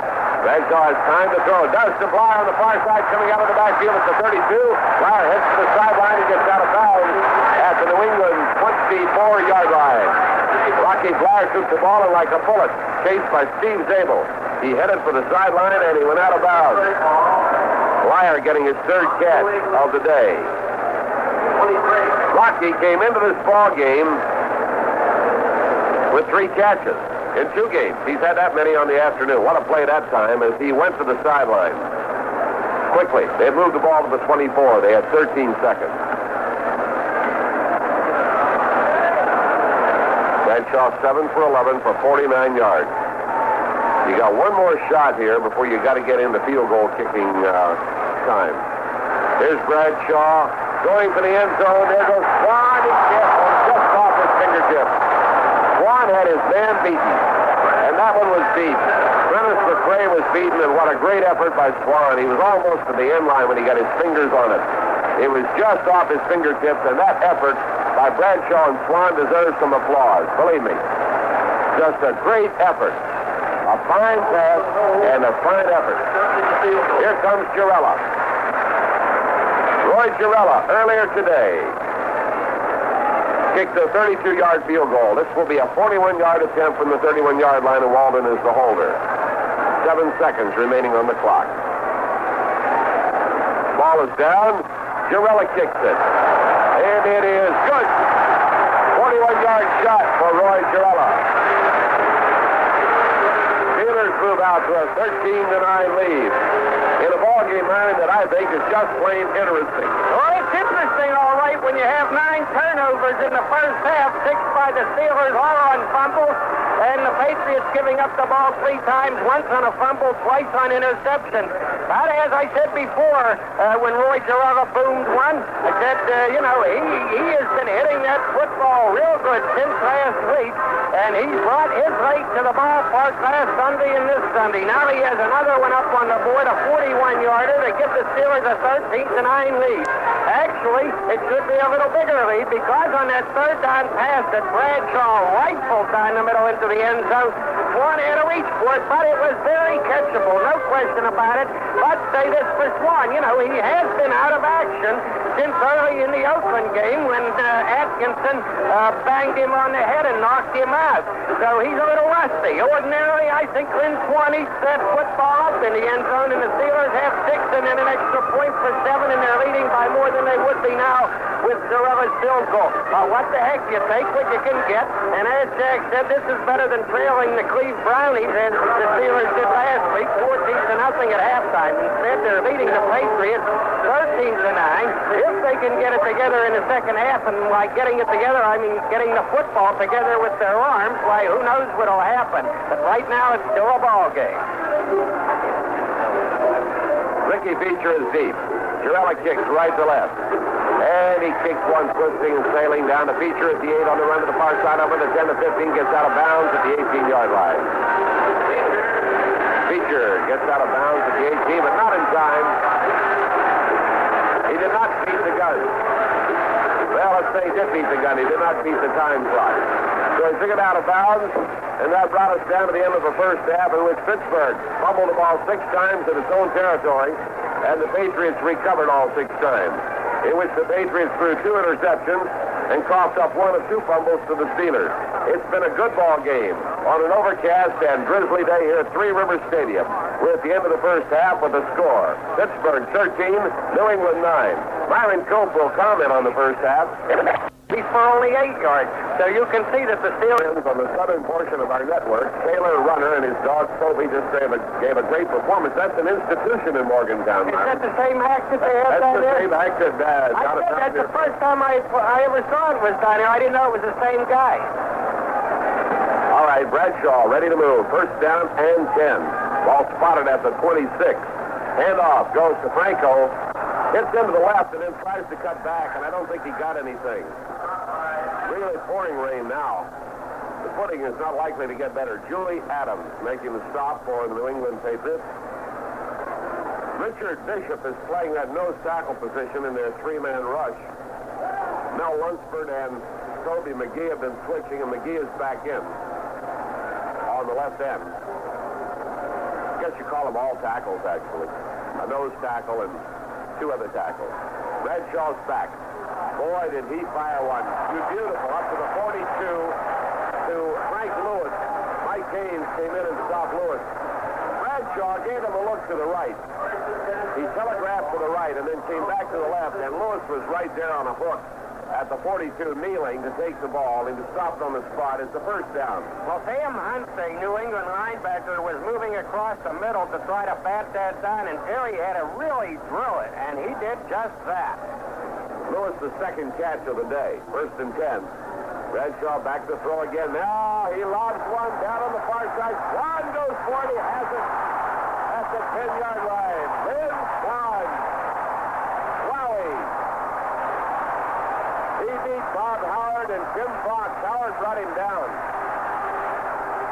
Bradshaw just laid it up there for Swan, and Swan ran under the ball, beat the defensive man, pulled it in the air at the 13, and was knocked down. It was spotted at the 11, first down. 44 yards, I do believe, or thereabouts. That's the Lynn Swan we know and love. You betcha. He got up in the air for that football, actually took it around his midsection, but he was giving the defensive back no chance. He was going up with the ball and coming down with it. Oh, the rain is pouring at Three Rivers.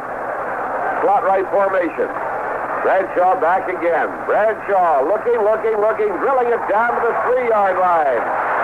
Wow, he spotted Randy Grossman. He had looked twice, and he drilled one to Grossman down on his knees. Sam Hunt covered Grossman. They will spot it at the 2-yard line. And that is a yard short of a first down. And this is just the way the Steelers began the ball game with their first drive, playing flawlessly. Bradshaw has now passed for 10,000 yards in his career and is the first Steeler to ever reach this mark. All right, Lewis and Swanner out. We have two tight ends. Grossman's the wingback on the right side at the 2-yard line. Now they bring Randy Short in motion, and they send Franco through there. Grossman, the wingback, came about 3 steps in motion and cut right in over the tackle position, the block for Franco, and Franco took the handoff and followed Randy Grossman in there and right in for the TD. Beautifully executed power play. The Steelers have gone on the board. Franco has scored his second touchdown, and it is a 19-9 ball game. Girella is on. Bobby Walden holding at the 10-yard line. At the goal line to our left. The ball is down. Girella kicks it, and it is good. The Steelers lead the ball game 20-9. Timeout on the field. We'll be right back. Muhammad Ali says he'll abandon his float like a butterfly, sting like a bee technique and stand toe-to-toe with Ken Norton in Tuesday night's heavyweight title bout at Yankee Stadium. And the champ predicts he'll win by knockout before the 5th round. However, if Norton fails to fall within 5 rounds, Ali admits he'll be in trouble and possibly lose the bout. Ali's strategy is dictated primarily by 2 facts.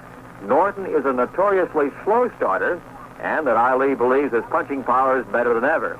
Ali won a controversial split decision the last time he fought Norton back in September of 1973, but the champ pointed out his hands were shot full of Novocaine just before the fight. Ali claims he couldn't feel his punches when he hit Norton, and therefore was unable to follow up his opportunities with good combinations. Now Ali says he's in the best shape of his life. He's going to walk to Norton, stand still, and bang with his power. Steelers went 74 yards in 5 plays, and now Girella kicks off right to left. Ricky Feature, 1 yard in the end zone. Back out over the 5, the 10, the 15, the 20, the 25, the 30, the 35, and he is up to the 38-yard line. Caught and brought down by Marv Kellum. He broke a couple of tackles there. Getting up slowly is Booby Harrison. And he may be shaken up on the play. He could have had the first contact. And Reggie coming off very slowly. But that return was for 39 yards from a yard deep in the end zone. I believe it was Harrison who did reach out and make the first contact, but obviously was unsuccessful and got shaken up a little bit in the process. They're helping him to the bench. Slot left formation. Handoff goes to Cunningham, and he finds an opening, and he comes forward over the 45 to the 46-yard line. Sam Cunningham, the ball carrier. Jack Ham and Mike Wagner stop him at the New England 46, and the Patriots pick up 8 yards on the carry. You know, the Steelers, for their 2 touchdowns today, marched 80 and 74 yards. Two very nice drives, which make you lose the taste a little bit of those 6 fumbles. Slot right formation. Andy Johnson, flag down, turns the corner running to the left. He gets the 50 and is dragged out of bounds by Jack Lambert at the Pittsburgh 46.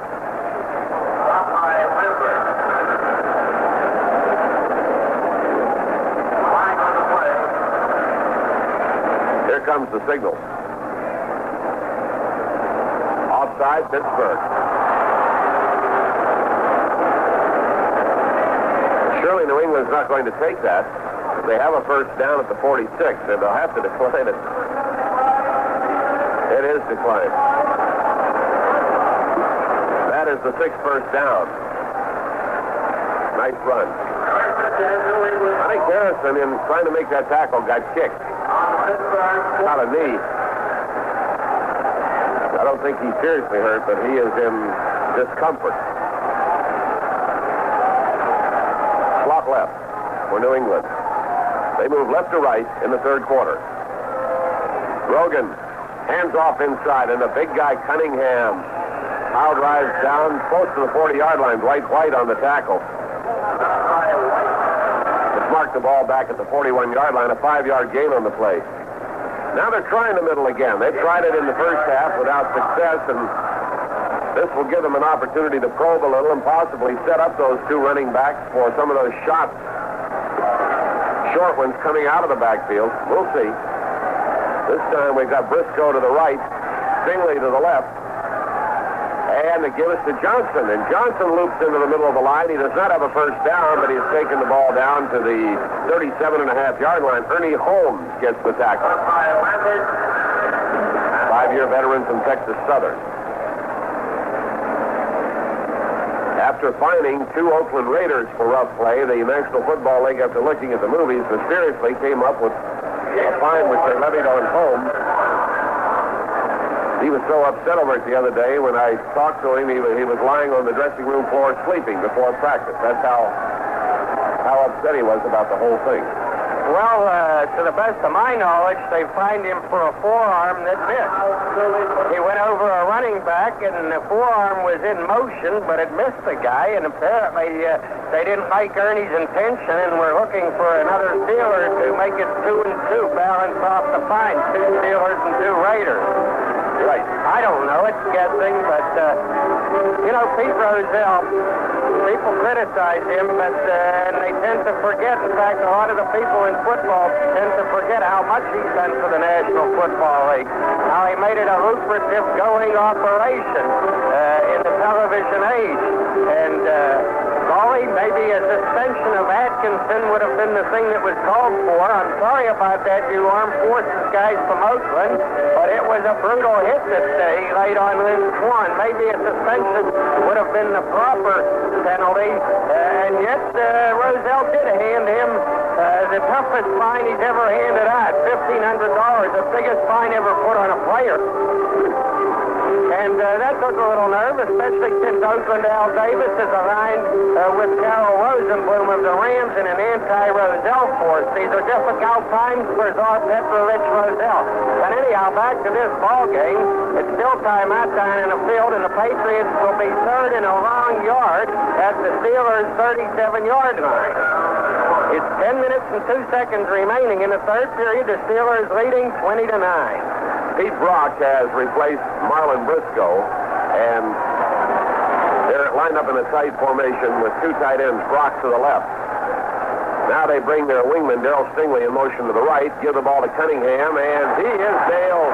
He tried to get off left tackle, and he ran into Ernie Holmes. Wowie. Boy, did they nail him. Cunningham trying to slip off left tackle. They brought the flow of the play to the right, sent Cunningham back to the left. And they stop him at the 38-yard line, about a yard loss on the play, and New England's looking at 3rd and 2. Now we're going to get the, it's 4th down and 2. They're going to go for it.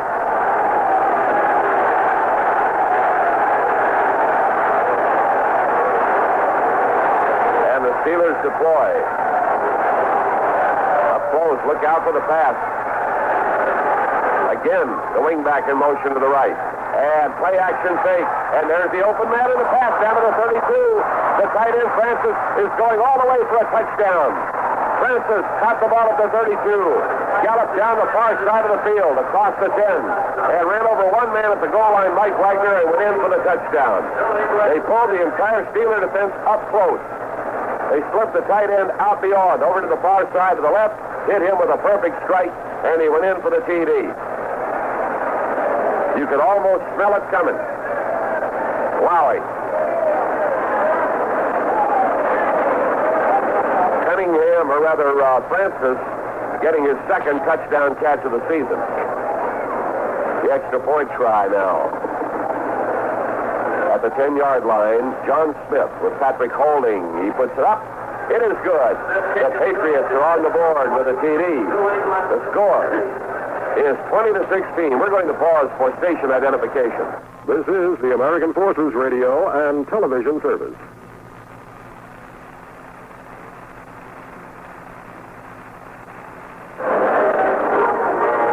Steelers football continues after this timeout. Well, the start of today's National Football League game between the Minnesota Vikings and Detroit Lions was delayed when the Vikes got caught in a traffic jam and did not reach Pontiac Stadium in Detroit until 10 minutes before the scheduled start. The Vikings face a possible fine for the National Football League for causing the start of the game to deviate from its announced time of 1 p.m. Eastern Time. In baseball, today's American League game between the Chicago White Sox and the Oakland A's has been postponed because of rain and wet ground. A Chicago White Sox spokesman says the game will not be made up unless it has bearing on the outcome of the American League West Division Championship. Oakland is 5 games back of Kansas City in that race with 7 games to go, including today's rainout. Meanwhile, Texas is hosting Kansas City. That game is just getting underway. Milwaukee at Cleveland also rained out. Ditto for New York and Detroit. Remember, Steve Bell is into the receiving group. Fuqua, Delaplane, and Bell are down deep. And here's the kickoff by Smith. Down to Delaplane at the goal line. Out over the 5, the 10, the 15, the 20 needs some help. He breaks to the sideline. They get him from behind at the 25-yard line. He needed a good block in there and couldn't pick up the one he wanted. And the tackle will go to Jet Phillips. Phillips came over to New England from the Oakland Raiders when they needed to pick up some running back talent, and he made the tackle. And I might point out that touchdown by New England came on a debatable call by Chuck Fairbanks, a gamble. That's for sure a 4th and 2 play, and the Steelers committed their only major defensive lapse of the day. Bradshaw is back to throw. Steps forward. Now he's going for Swan deep again. Swan can't get it. Throws it up. At the New England 23-yard line, Bob Howard covered him step for step. Howard is a 10-year veteran from San Diego State.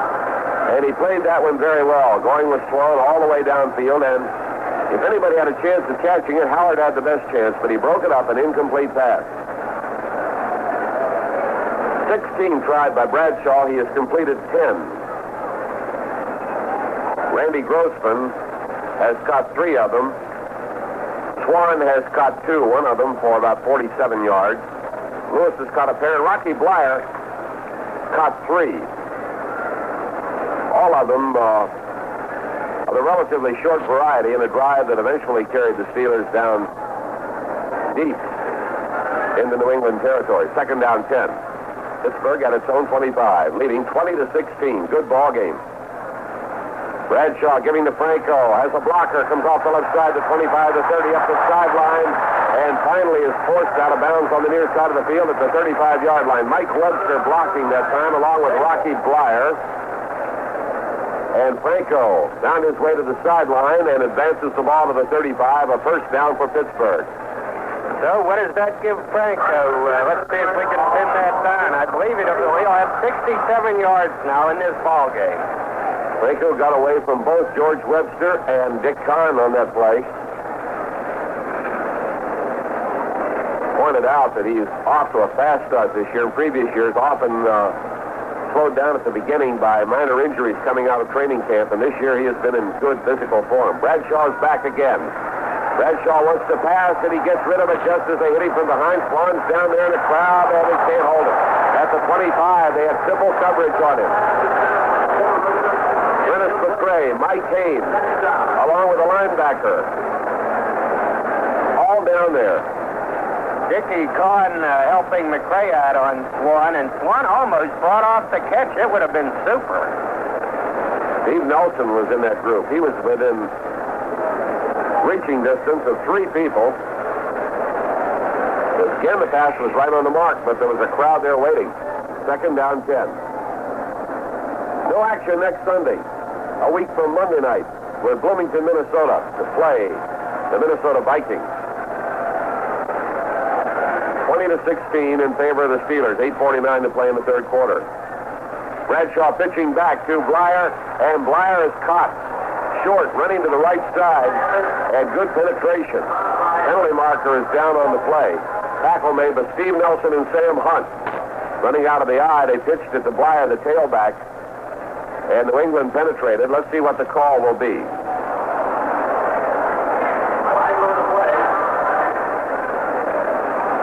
Ball has been marked down at the 33-yard line, and the Patriots will get the choice. Steve Nelson, their defensive captain, is being consulted. So here comes the signal. Holding against the Pittsburgh Steelers. Declined by the New England Patriots. So the ball will be marked at the, they're actually putting the nose of it up near the 34. 3rd and 11. And they called the holding penalty on tight end Randy Grossman. Now they go to 4 men in their forward wall. 4 down linemen. Bradshaw backs up. Bradshaw pumps twice, then throws, intending it for Franco, and he has to trap it at the 29. Franco is down on his knees. Good rush that time on Bradshaw. Mel Lunsford and Arthur Moore were both in there, and Bradshaw unloaded it to Franco on the near side. And it's an incomplete pass. Pittsburgh 20, the New England Patriots 16. And New England is going deep with Mike Haynes.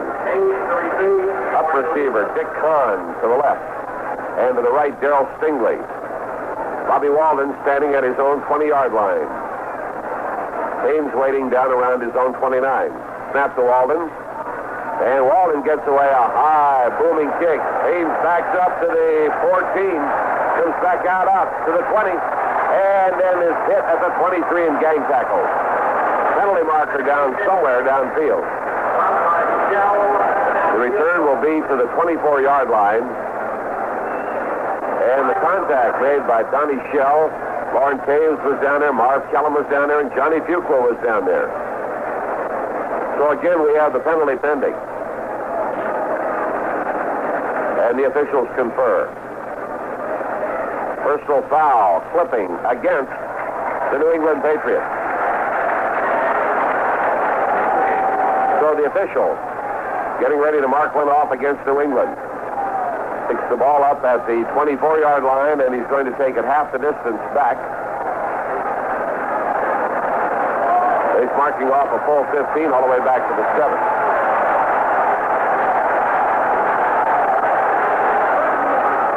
Takes it back to the 7-yard line. It's a 51-yard kick by Bobby Walden. He went into this game ranking as the 4th best punter in the American Football Conference. He's off to a great start. First penalty against the Patriots. J.D. points out that Shell was the man who was clipped, and he made the tackle. And here's a broken play. Keeping the ball, Grogan is nailed at the 5-yard line.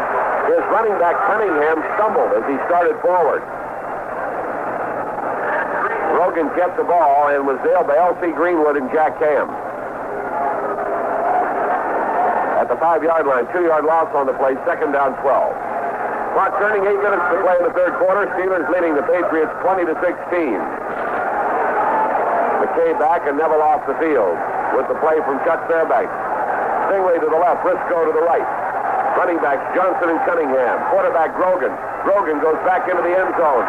and flips one out into the left flat area to Cunningham, in and out of his arms at the 5-yard line. Cunningham was the receiver, couldn't hold it. Andy Russell up to cover on the play. 25 passes tried by Grogan. He has completed 8. Came into this ball game this afternoon with an outstanding percentage, 57.1. The Patriots, on the other hand, had given up 61.8 to the opposition. Steelers have completed 10 of 18. Russell is out, Taves is in, Jimmy Allen is in, Lambert is out. Third down 12. Man in the slot on the right side. Wide set for the running back. And Grogan is in the end zone. He's being chased. And he gets rid of the football upfield, and it is caught at the 24-yard line. Russ Francis came back on the ball in front of Jimmy Allen. Caught it, and is brought down at the 24 by Allen. So again, Grogan scrambling until he could shake a man loose downfield. Great pursuit on him by Banaszak and Ham, but they could not get to him. They had him trapped. He got rid of the football and hits Francis, and Francis has been a prime target today. Yes, Grogan ran to his right, clear into the corner, the back corner of the end zone, and Jack Ham unloaded on him, belted him terrifically hard, but he had just gotten rid of the football and had it on the money. Francis has now caught 5 passes on the afternoon. Gives to Cunningham, running to the left, gets away from Russell, runs into Blunt, and Blunt drives him out of bounds on the far side of the field at the 31-yard line. Good strong pickup on the play, about 7 yards. As Sam Cunningham is the ball carrier, slanting to the far side of the field, picks up 7. It's going to be second down 3. Andy Russell, with 2 good hands, makes that tackle in his sleep. And you can tell that Andy just hasn't got the equipment down there because, no way they would have gained ground on that play had Andy Russell not had a busted mitt. Slot left formation. And the give is to Cunningham again. And he has the first down, except the penalty marker went down on the play against New England. Andy Russell made the stop. Francis came into this ball game with 4 catches, 24 yards. He now has 5 catches for 92 yards on the afternoon. They're getting ready to mark one off against the New England Patriots. Halftime, Cincinnati has taken a 14-7 lead over Green Bay. In the second period, Tampa Bay leads Buffalo 6-0. Got a 5-yard penalty for illegal motion against New England, takes the ball back to the 26.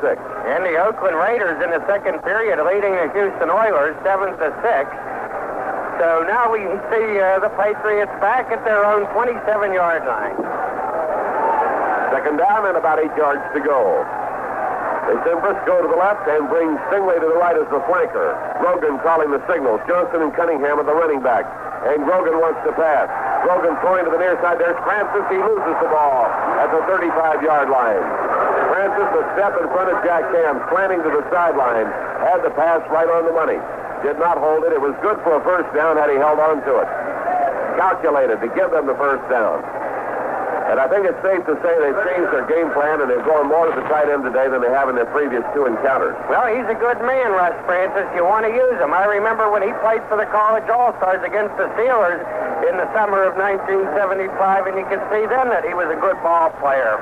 That time he beat Ham, and Ham was running along behind him, probably yelling, "Please drop that, Russ. Please drop it." So Lambert and Russell are out of there, and Taves and Allen are in for pass defense purposes.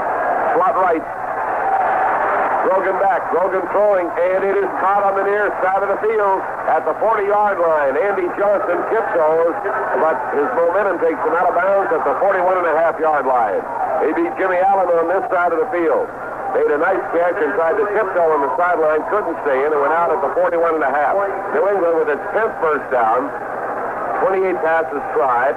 That is the 10th one completed. And for Johnson, that is his second catch of the afternoon. Ball marked in at the near inbounds marker.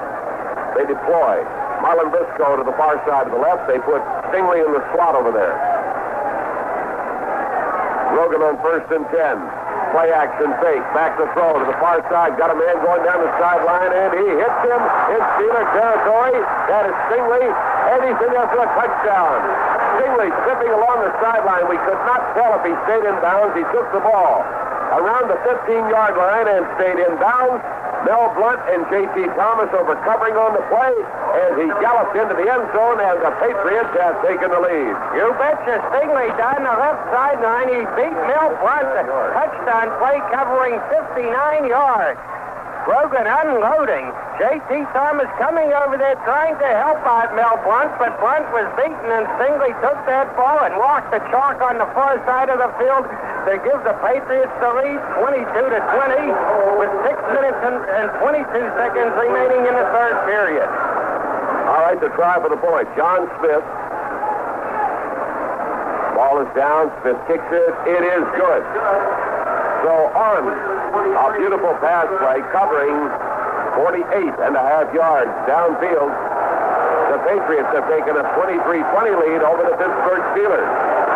Well, I'll tell you, the Steeler defense has been just super in the first half of overcoming those 6 fumbles by the offense, but in the second half, they haven't been all that tough. The Patriots that time, well, they had started back at their own 7-yard line, let's remember. So in all, they drove 93 yards for that score, the big play being the 59-yard touchdown throw, Grogan to Stingley. And, you know, there were several close calls for New England. The time that Grogan, running to his right into the corner of the end zone, fired the pass just as Jack Ham cracked into him, but he completed it. You've got to look back and say that was a big play. And then the time, as I told you, when it appeared to me that Andy Russell failed to stop a sweep to the left, probably because he just doesn't have good use of one of his hands. These little things hurt the Steelers on that drive by New England, and so we find the New York Patriots are for real. They're leading in this ballgame 23-20. Last week they whipped the Miami Dolphins 30-14. They mean business. New England out in front 23-20, and the kickoff sailing down the middle.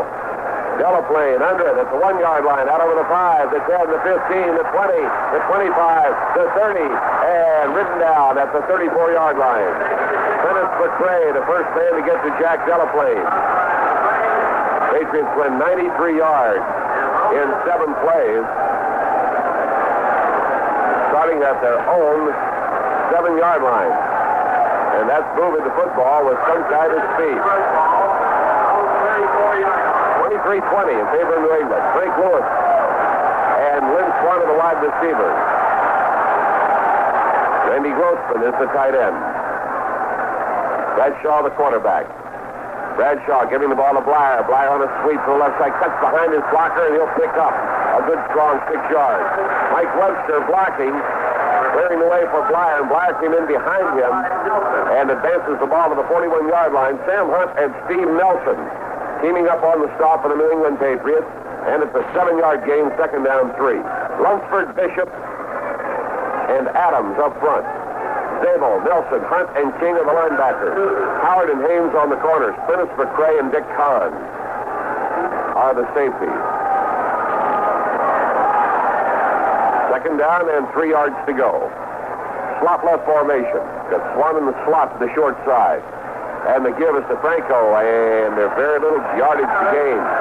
He's hit at the line of scrimmage, leans forward for maybe a yard, and Mel Lunsford is right in underneath of that play.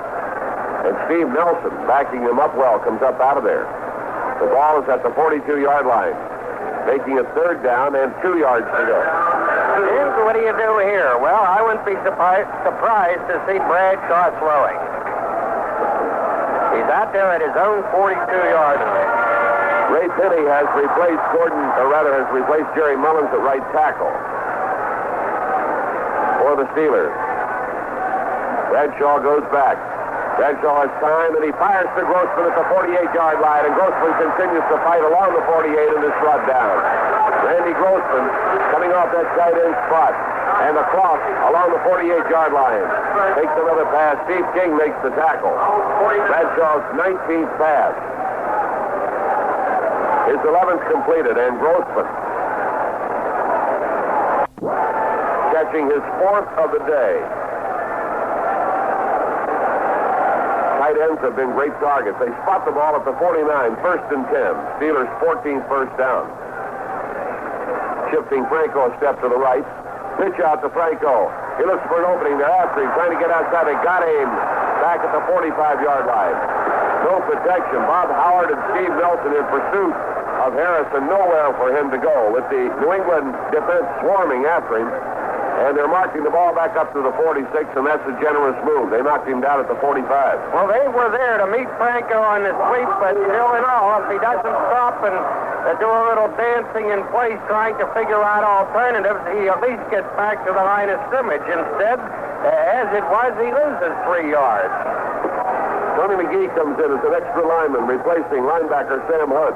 4-down lineman for the New England Patriots. Slot left formation for Pittsburgh. Bradshaw fakes to Blyer. He's back to throw. They're coming after him. Throws up to the New England 45 to Grossman. Kneeling, taking the ball, and stopped by Steve Nelson. Grossman hooking at the 45 and kneeling to take the ball. Is stopped there. 20th pass by Bradshaw. The 12th completed. And Grossman has now caught 3 in a row. And the rookie, Ray Penny, is clearly holding on the play, clutching a guy by the shirt who's going down Bradshaw's throat. But I'm not going to tell the officials because they didn't see it. In the slot wide to the left of the near side is Lynn Swan. Split in this direction is Lewis. Bradshaw backs up. Pumps once. Almost caught back there. Breaks the tackle. Now he's trapped again. Now he throws too high for Blyer. Down at the New England 37. Boy, did they have pursuit on Bradshaw. Tony McGee came in high over him and leaped and tried to get him, and Bradshaw ducked out away from him. They continued to pursue him, and he finally unloaded the ball down toward Blyer, threw it too high. We play today without Stallworth. Keep that in mind. We play without Clack, and we play without Gravel from the offensive unit. Swan returned today, and Lewis returned. Steve Bell has been in on one return situation.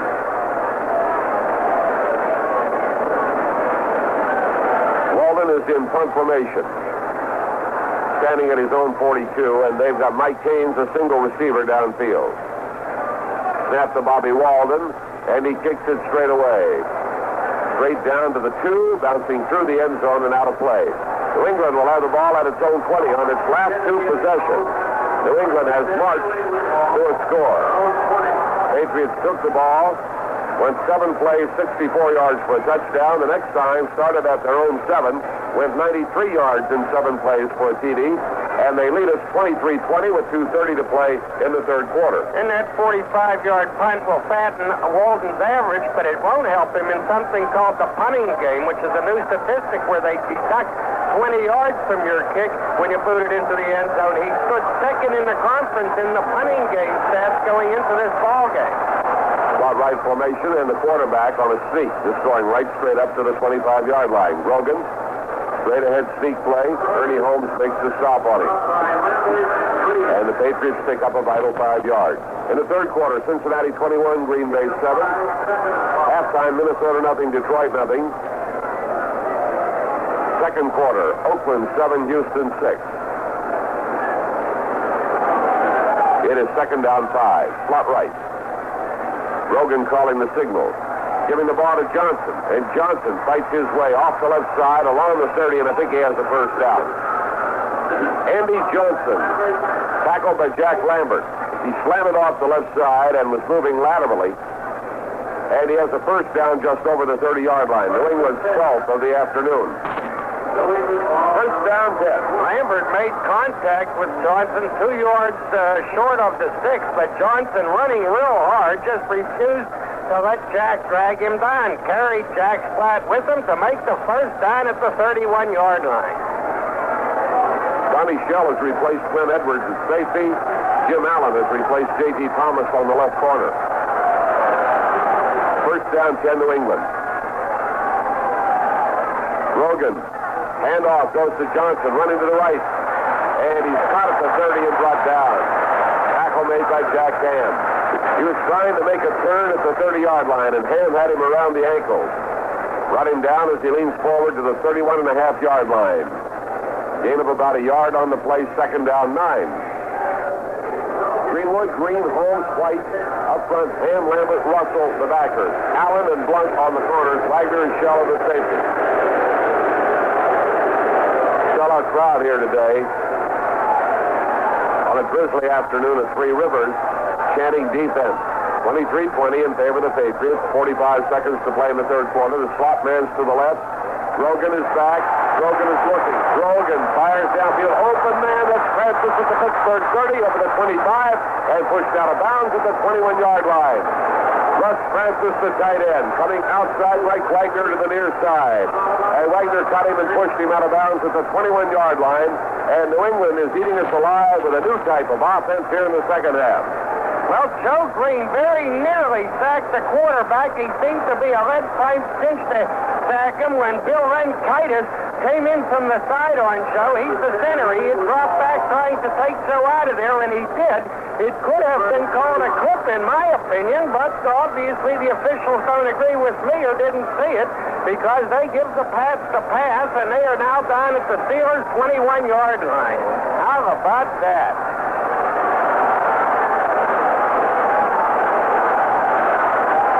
Francis has got 6 passes for 140 yards. What an afternoon. Slot right. Pivot to the quarterback. Handoff. And right there's L.C. Greenwood to get Andy Johnson as he takes the ball. Greenwood had him from behind. Jack Lambert, the middle linebacker, was plugging the gap.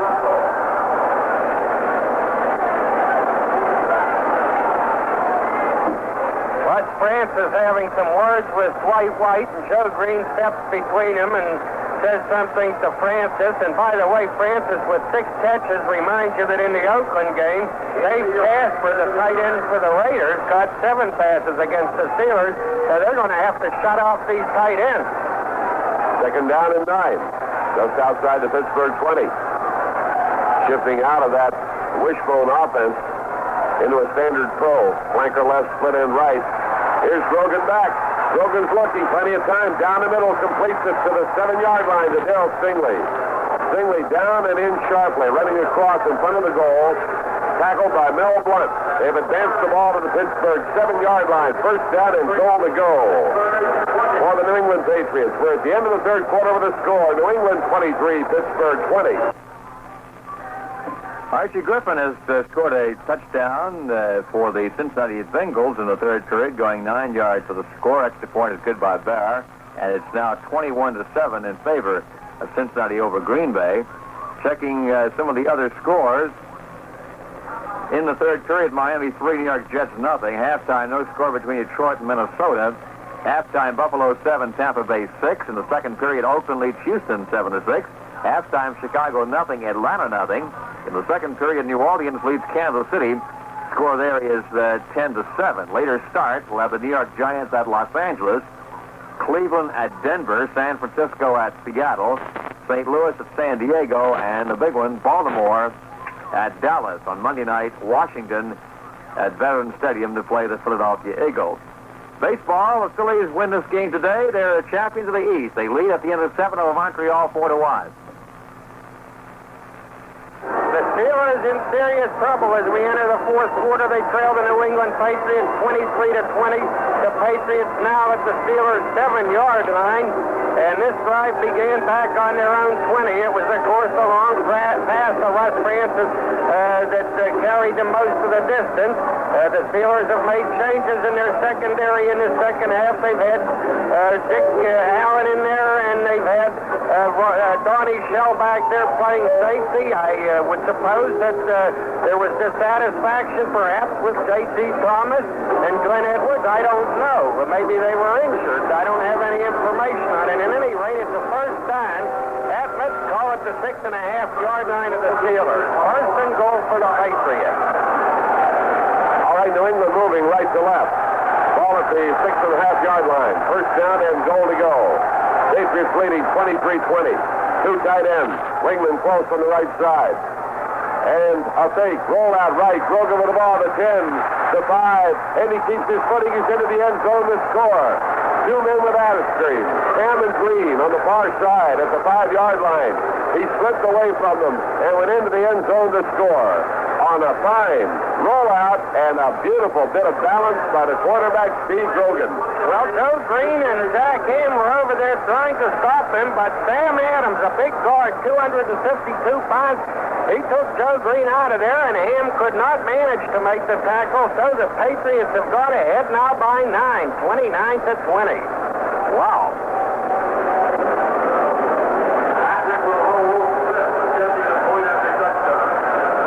Smith will try for the point. His holder is Mike Patrick at the 10. Ball is down. He kicks it. It is up there. It is good. New England has taken a 30-20 lead over the Pittsburgh Steelers. And as we prepare for the kickoff, we'll be right back. As mentioned a moment ago, the Phillies need a victory today over Montreal, the first of a doubleheader at Jarry Stadium in Montreal, Canada, or a loss by Pittsburgh at St. Louis. But it looks like they'll do it on their own. After 7.5, the Phils lead the Expos 4-1. Big blow by the Phillies was Greg Luzinski's 21st homer of the year in the 6th with 2 men on base. That broke a 1-1 tie. Meanwhile, Pittsburgh, after 4.5, are tied up with St. Louis 1-1. Denny for St. Louis and Keeson for Pittsburgh. Jim Lonborg, looking for a 17th victory, is on the hill for the Phillies in the game at Montreal. In the American League, the Oakland game at Chicago was rained out. Kansas City and Texas after 1, no score. Bird 2-9 for KC, and Bryles 10-9 for the Rangers. In the American League after 5.5, Boston leads Baltimore 3-0. Let's pause now for station identification. This is the American Forces Radio and Television Service.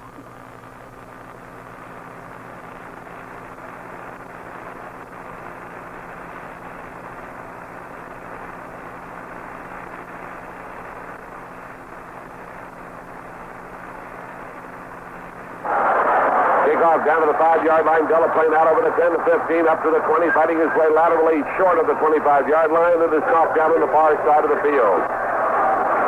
Dick Kahn gets credit for the tackle as Jack Delaplane made it to the 25. That's the ruling. And it is first down 10. Crowd comes alive as the Steeler offensive unit comes on. 7 seconds into the fourth quarter.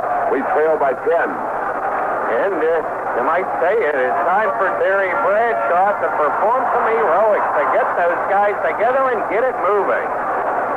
Ray Finney is in there at right tackle for the Steelers. Bradshaw rolling right. Bradshaw keeping. Coming to the sideline, and they got him at the 30-yard line. Got 2 licks on him. And did the penalty marker go down? The late lick was by Steve Zabel. He was tackled, knocked down by Nelson, and Zabel came over and took a late lick as he advanced the ball to the 30.5-yard line. He was trying to get out of bounds and then looked a little trapped, didn't make it. And a 15-yard penalty against the New England Patriots.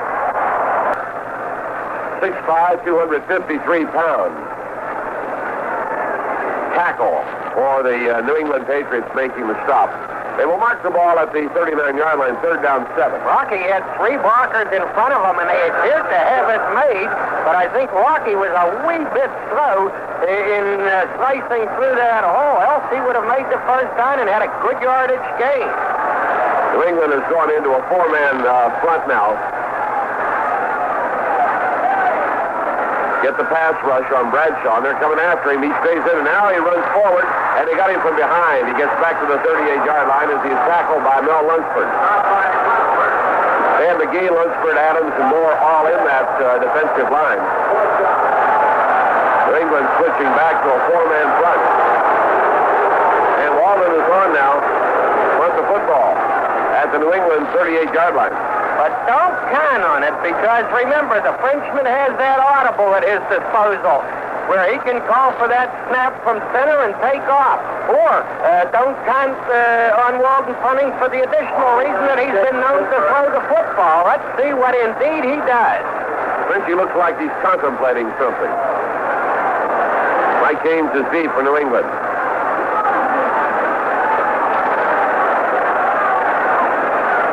He took too long.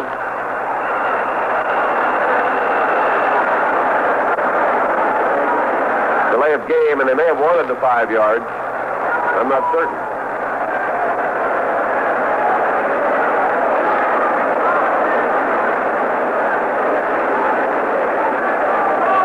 Possibly figuring that, I'm not exactly certain. It may have been a miscalculation. They may have wanted the extra 5 yards for Walden's punting. I think they were looking over the options, too, but New England was aware of all the options I just mentioned, and they were playing it loose. There's the snap. And Walden kicks it to the far corner. And it takes the New England bouncing this into the end zone. Bobby Walden landed the ball at the 8-yard line, and it was headed toward the coffin corner. And it took the wrong bounce, bounced to the right, and went down into the end zone. And New England, on the touchback, takes over at its own 20. In its last 3 possessions, New England has scored each time. We'll be right back. Well, check the scoreboard again. Still nothing further on Miami and New York Jets. In the second period, it's 3-0 in favor of the Dolphins. Minnesota-Detroit, after 3 quarters, it's all tied up at 3-3. Third period, Buffalo holding on to Tampa Bay 7-6. Halftime, Oakland leads Houston 7-6. No score at halftime, Atlanta and Chicago. New Orleans leads Kansas City in the second period 10-7. Third period, Cincinnati leading Green Bay 21-7.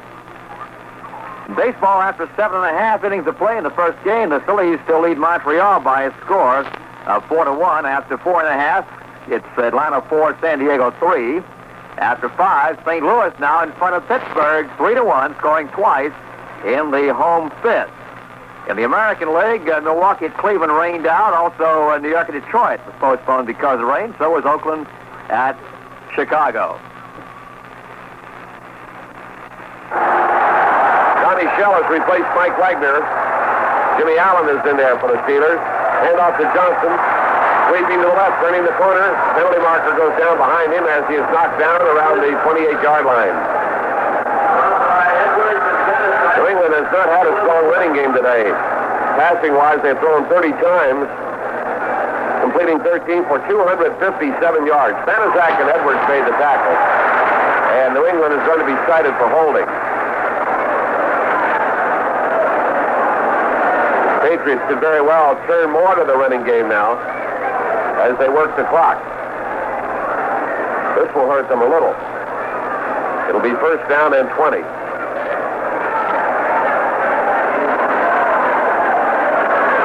Lawrence Hayes has replaced Andy Russell for the Steelers.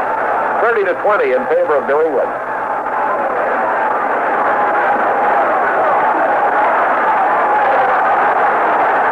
All right, New England out of the huddle. Running back to wide.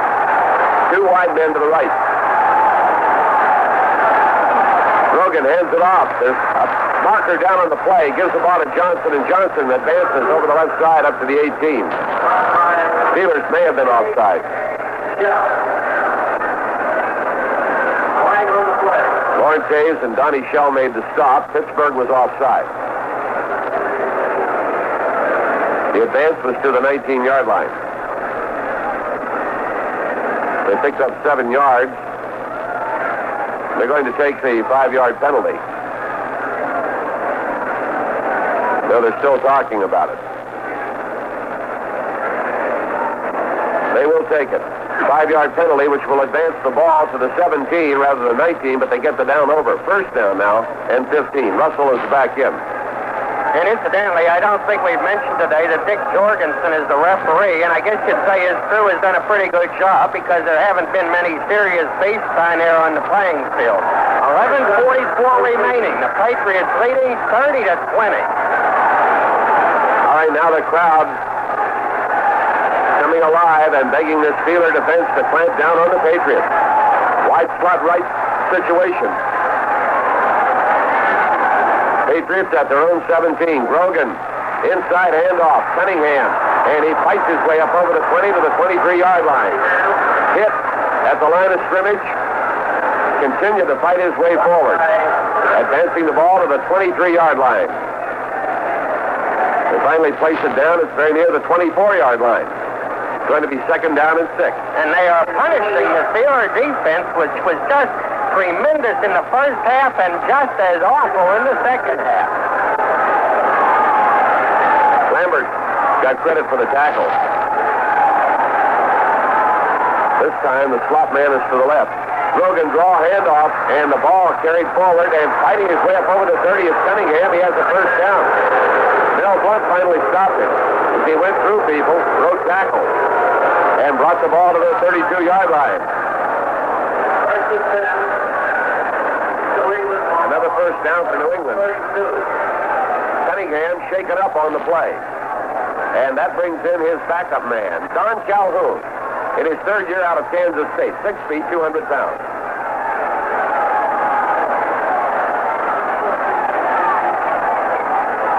Slot left formation.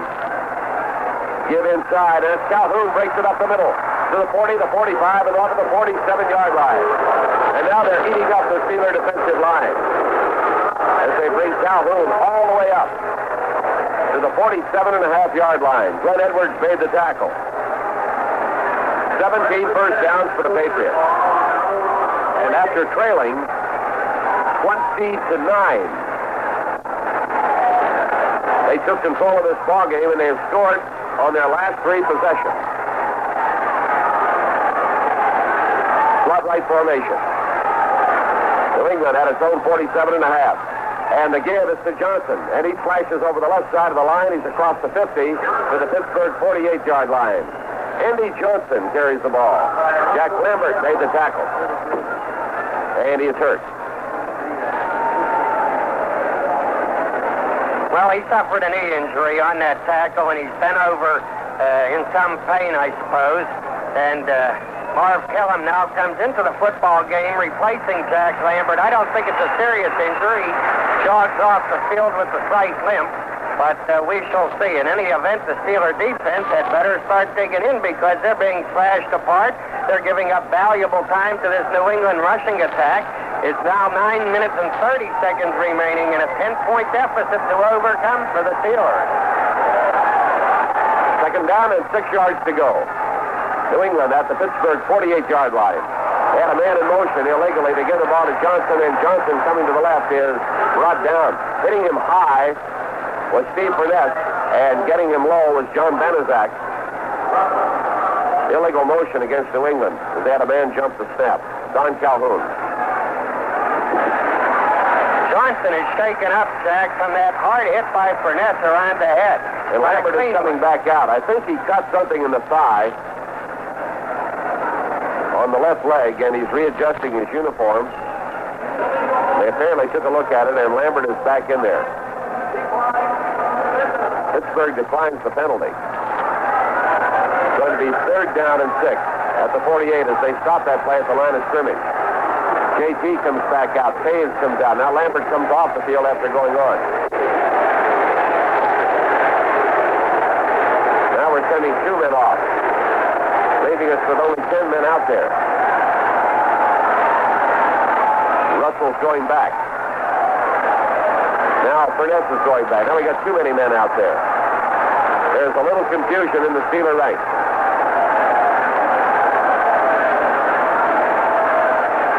Now it's set.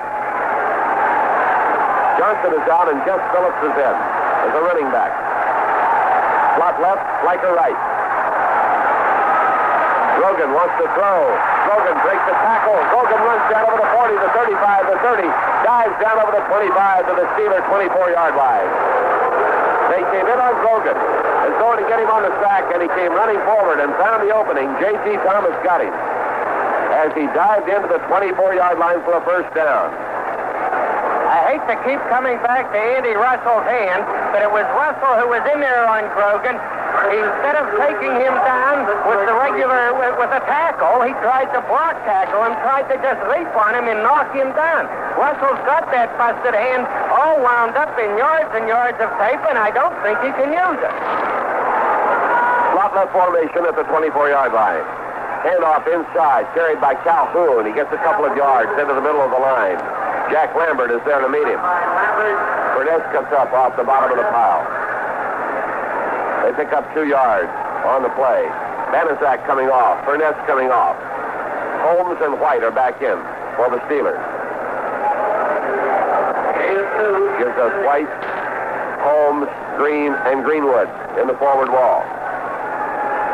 7:57 and the clock is turning. 30-20, New England leading. The Patriots knocking at the door again. And here's the handoff. Ball carried to the near side by Calhoun. Calhoun at the 20 is ridden out of bounds by Mel Blunt. Calhoun apparently trapped and then broke to the near sideline. Blunt and Lambert making the play. Calhoun having some words with Blunt. And it's going to be 3rd down and 5. I had thought the official, there goes the clock. His clock is moving, and the ball is at the 19-yard line now. Here come Lauren Taves and J.T. Thomas into the ball game, replacing Jack Lambert. He's still having trouble with that knee, I think, and Andy Russell comes off.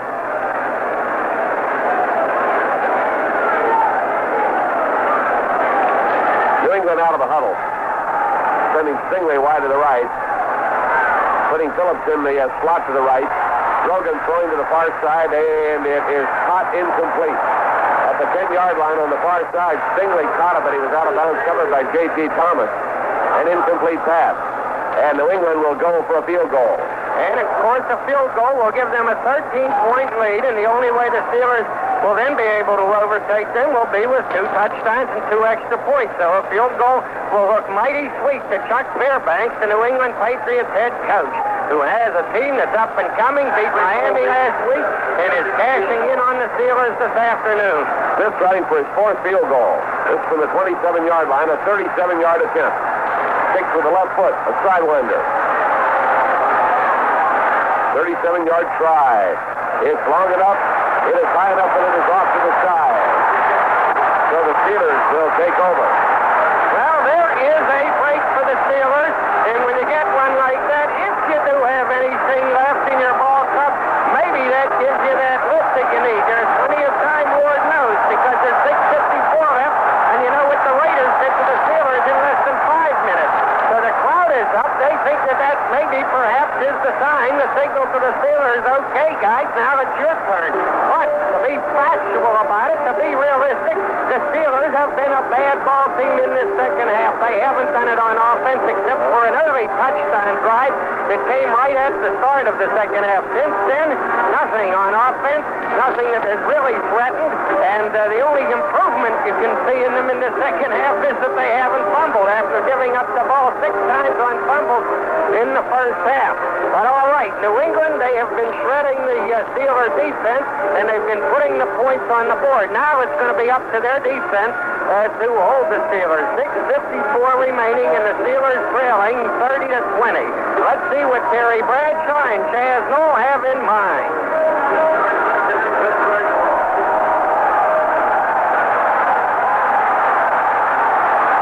Starting at their own 20.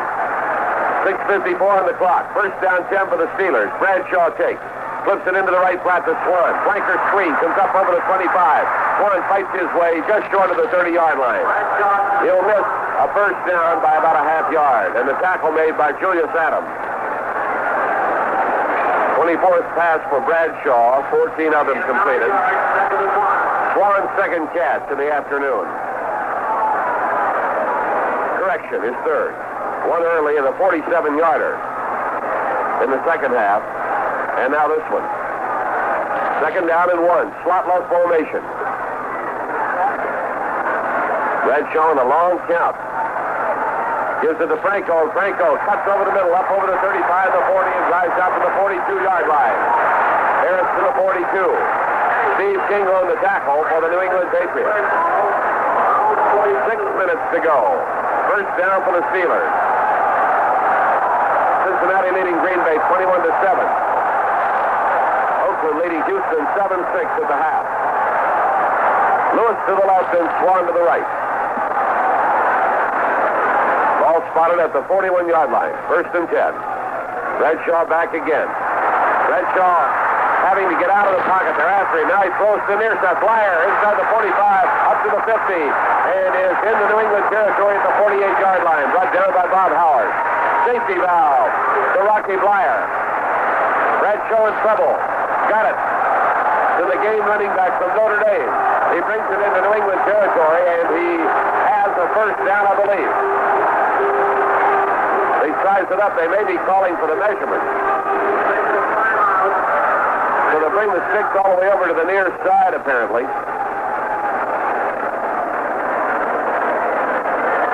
Now they're bringing the ball back. They've taken the ball in. So they have marked the spot where the play went out of bounds on the near side, and they're bringing the sticks over to measure at that point. First down, number 18 for the Steelers. And on that pass, Bradshaw got terrific protection from his blockers, Ray Penny, and they flash up there that Franco has 89 yards and 20 carries. Ray Penny was knocked to his knees by his opponent, but the blow knocked the opponent down as well, and then Penny got to his feet, and they went at it again. He's just a rookie, but he's played a lot of ball in there today. He's seen a lot of action. New England going back into a 4-3 alignment. Four-man rush. Bradshaw's back, and they're coming after him. Now he tries to run out of there, bumps into one of his own men. He's looking and throwing downfield. This is Claude at the 32-yard line. Bradshaw tried to get out of there, ran into one of his own men. At the same time, Bishop and McGee were in on him. And downfield, he tried to hit Swan, and Swan was covered by Steve Nelson, and the pass was wide. 5:22 to play. We trail 30-20.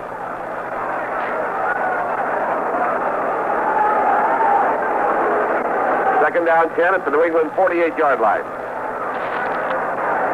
Sending Lewis to the left and Swan to the right.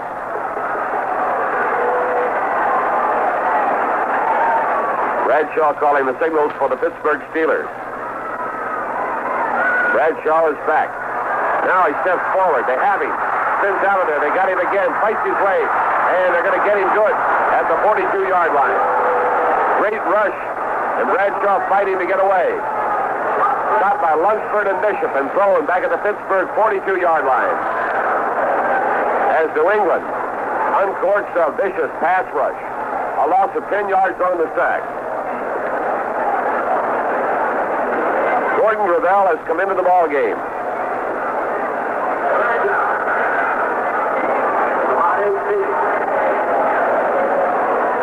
They had not wanted to use Gravel, but now they do have to use him. Third down and 20 yards to go for the Pittsburgh Steelers. Here they come out of the huddle.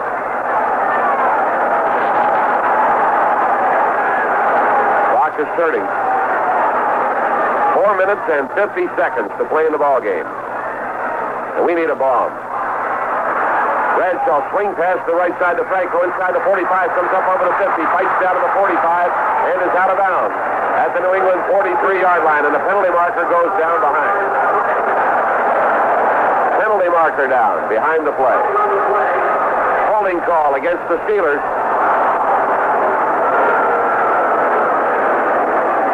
That will cost 10 yards. Stepping off 10 yards from the 42-yard line. Takes the ball back to the 32.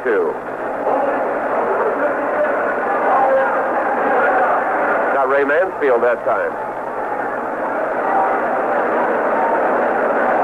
So it is third down and 30.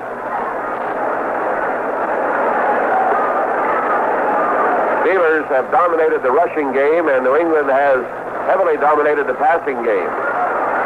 And New England with about 380 yards total offense in the game. Bradshaw on 3rd and 30. Bradshaw firing downfield, too high for Grossman. Over his head, almost intercepted at the New England 40. Dennis McCrae zeroed in on the ball.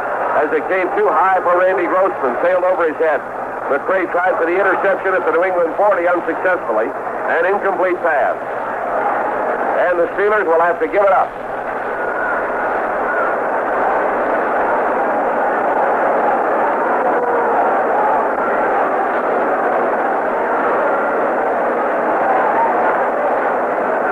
Walden will punt. And deep for New England. Mike Haynes.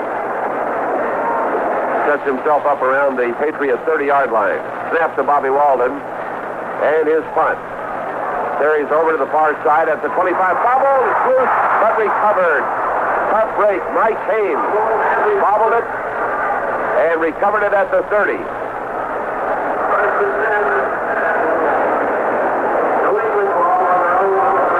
Donnie Shell was down trying to pick up the fumbled football, according to Lou Crack. Penalty marker down back at the line of scrimmage.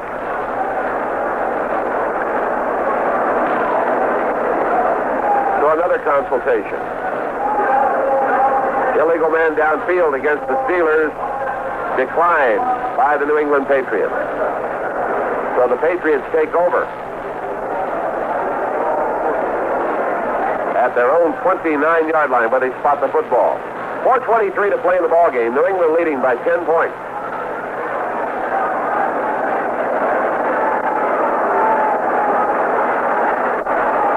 Patriots break out of the huddle. Wide to the left is Marlon Briscoe. Stingley is in the slot to the left side. Wide. And the give straight ahead drives Sam Cunningham up to the 31-yard line. He'll pick up a couple of yards. Now they call time to uncover the football. Dwight White on the tackle. Joe Green comes out of the play. Now the clock is turning again. Ball is at the 31-yard line, second down 8. Ham, Lambert, and Russell are the linebackers.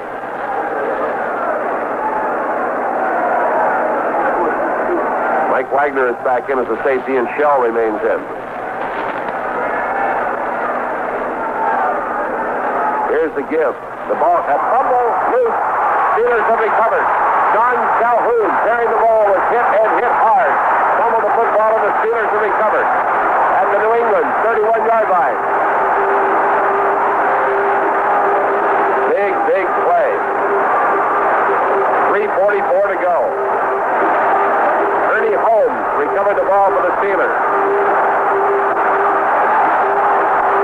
That's the third New England fumble. Patriots have lost 2 of them.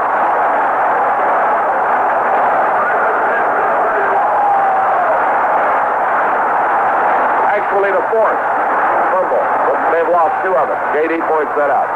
At the 31-yard line. Here's Bradshaw rolling to the right. Bradshaw looking.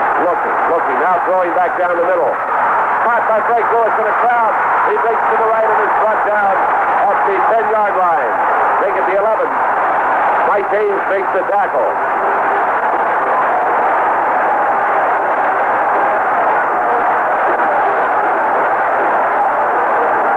So a pass to Lewis. Goes to the 11.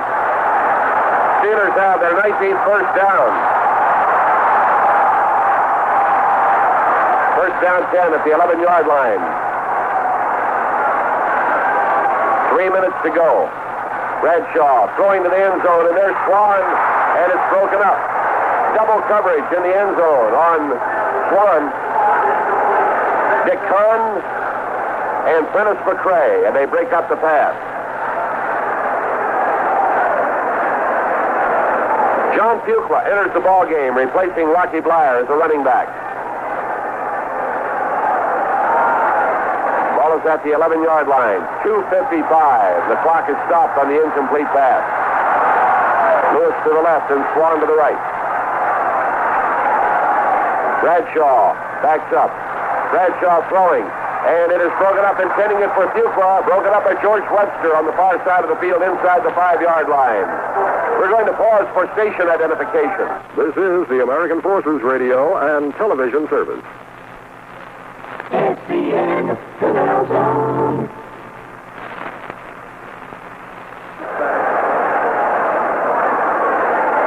New England's fumble tied the record for the most fumbles in a game. It stood 1943, 10 of them today. That was against the Giants. Blyer is in place of Fuqua now. That's for both clubs. 6 Pittsburgh and 4 for New England.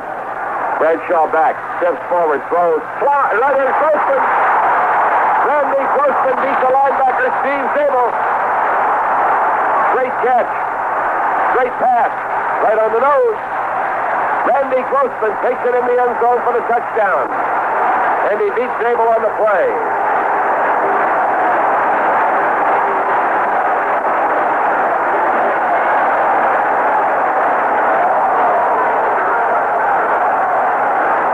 .44 remaining to play as Girella goes for the point after.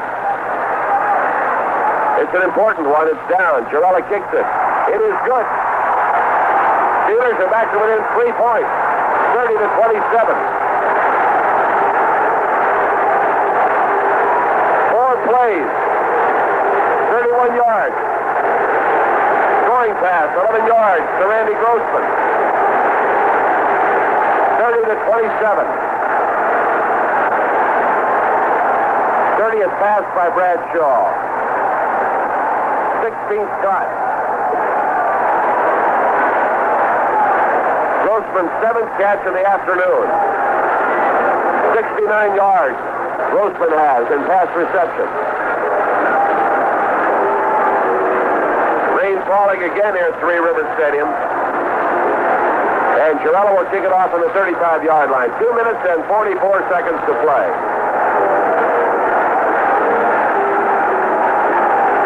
And Girella inspects the turf carefully.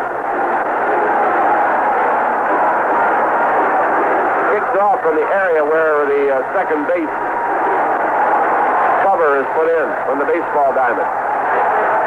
They put one man deep. They got a lot of people up front looking for the short kickoff. Ricky Feature is down deep. And Girella kicks it away. Feature at the 2, out over the 5, the 10, the 15, the 20. Puts his head down, comes over the 25, and goes down at the 26-yard line. Ricky Feature on the return. Johnny Shell down at the bottom of the play, and with him, Marv Kellum. And now the crowd chanting defense. Clock stop with 2:35 to play. Steelers trailing 30-27. The Patriots have the ball at their own 26-yard line. And we need another big play. Another miracle. What a ball game this has been. Both ends are tight for the Patriots. Flanker wide to the right. They'll try to hold on to the football. They hand it off. Here's Cunningham coming out to the left. He's nailed at the 25-yard line. Johnny Shell got him. Aided by Mel Blunt. A yard loss on the play as they sent Cunningham to the left. And he was nailed by Donnie Shell. Clock says 2:20. And timeout has been called by Pittsburgh.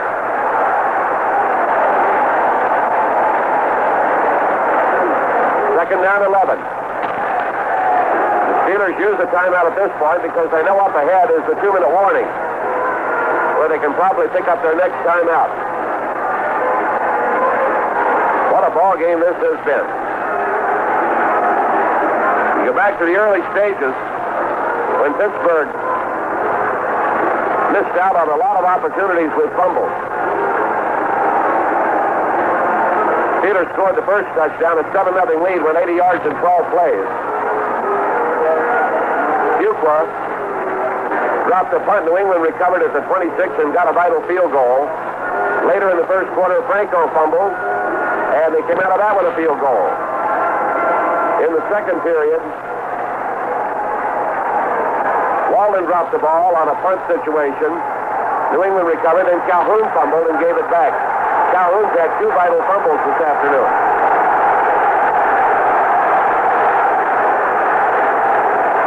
Second down 11. New England had its own 25-yard line. Using a pair of tight ends. Flanker wide right. Here's a give to Cunningham, flashing into the right side of the line, and he stopped short of the 30 at the 29-yard line. Cincinnati has defeated Green Bay 28-7. This game is vital now. Mike Wagner gets the tackle along with Jack Lambert. And the clock is turning down to 2 minutes. The automatic timeout comes. Steelers football continues after this timeout.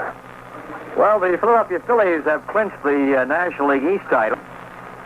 Today's Steeler game is being heard around the world on the American Forces Radio Network from Pittsburgh. Our greetings to you wherever you might be listening. One of over 300 American Forces stations around the world.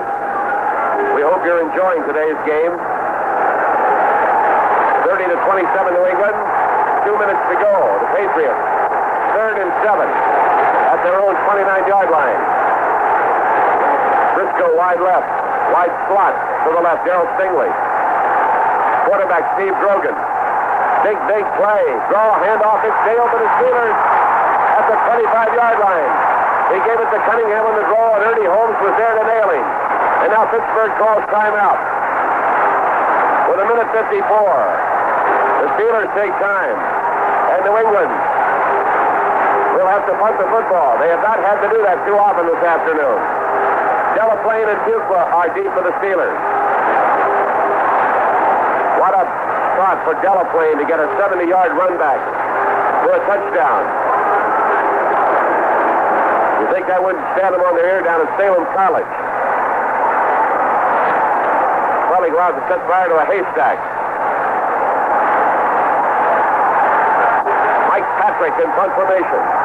At his own 10, the punt will carry right to left across your radio dial. Steelers poised for the rush. Here's the snap. Patrick has the ball. He gets it away, and it's a beauty. High and spiraling. Down to Delaplane at his own 37.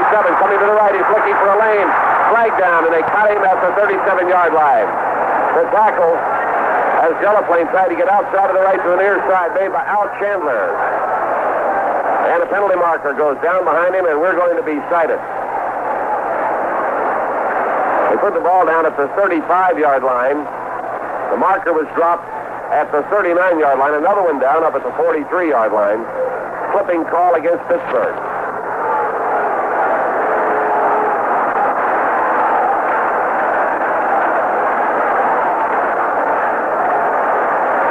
We have 1:42.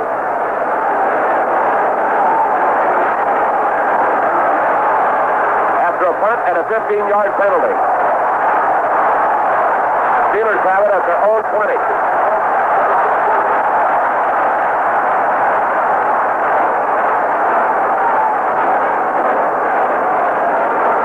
Here they come out of the huddle. First down 10 at their own 20-yard line. 1:42 to go. Bradshaw. Back to throw. Bradshaw just fumbles the ball. It's loose. They're diving for it. It's picked up back there by Ray Mansfield. Patriot hurt on the play. This is going to take the ball all the way back near the 1 or 2 yard line.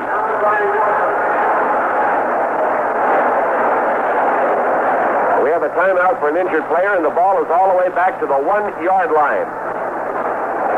The Steelers' 7th fumble. And that breaks the all-time record for the most fumbles in a Steeler game by the two teams. What about the Steelers themselves? That's not in the book.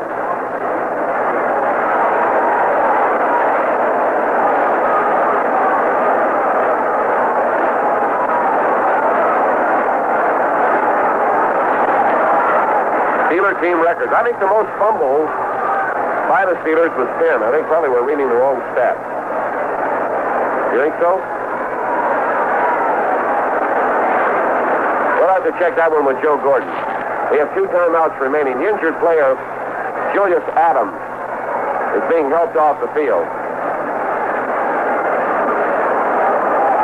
Fumble recovery at the 1.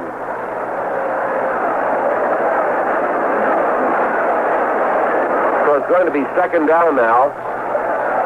29 yards to go. Wowie. And the clock down to 1:29.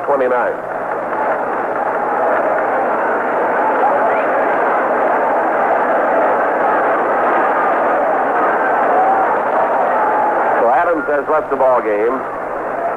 McGee is in there. Moore is in. Bishop is in. Lunsford. And they've gone to a 4-3 much of the time in this second half.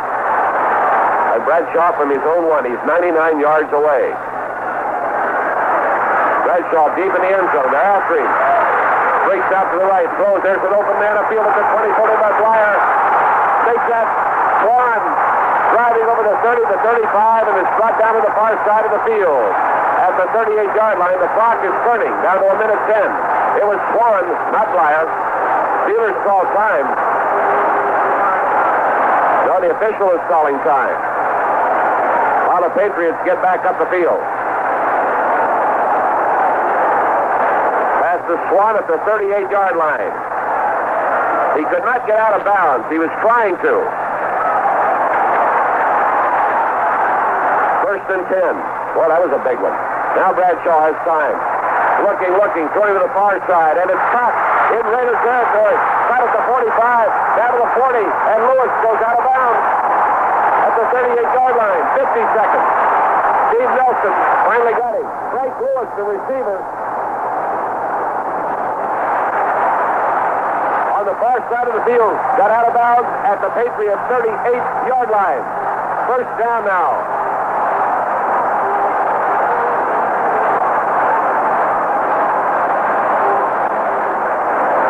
Carry to the Pat 38.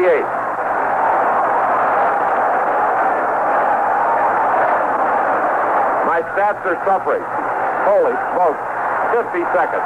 First and 10. I think we still got 2 timeouts. Or 1 at least. Here's Bradshaw back. Bradshaw throwing to Blyer. Nope, can't hold it. Down at the 31-yard line. Steve Nelson covering on the play. Again, the rush on Bradshaw.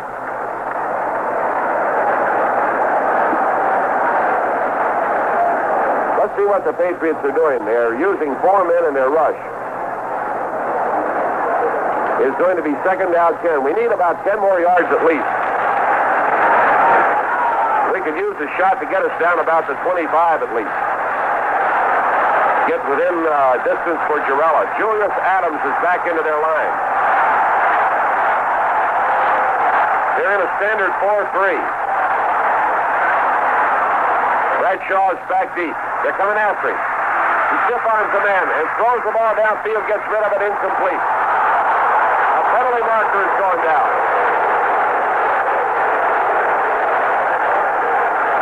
Pass fell in front of Randy Grossman. They're getting Bradshaw for getting rid of the football, and I can't believe it. Bradshaw grabbed the official. He threw it right in front of Randy Grossman. And Bradshaw is upset. Earlier in the game, the Patriots threw one out of bounds. They did not call it. The official has dropped the flag on Bradshaw, and that is impossible. He got rid of the football, threw it right in front of Randy Grossman. A 15-yard penalty with loss of downs. I told you earlier in the game, Steve Grogan unloaded one almost into the band on the far side of the field. They did not call it. Randy Vataha is on the field playing the safety position for New England. 15-yard penalty, 39 seconds. Now that is some kind of a murderous call. The ball went, he got rid of it, unloaded it right downfield in front, a yard or 2 in front of Grossman. Bradshaw is back deep. Now Bradshaw lobs one. Grossman can't get it at the 33-yard line, a little bit out of his reach in New England territory. Dennis McCray coming over to cover, just a little too high and too long for Randy Grossman. Fourth down and 26 yards to go. 34 seconds. And the 15-yard penalty was a killer. I have never seen in his whole career at Pittsburgh Bradshaw so incensed. His 7th season, and I think if he hadn't been restrained, he was bumping the man.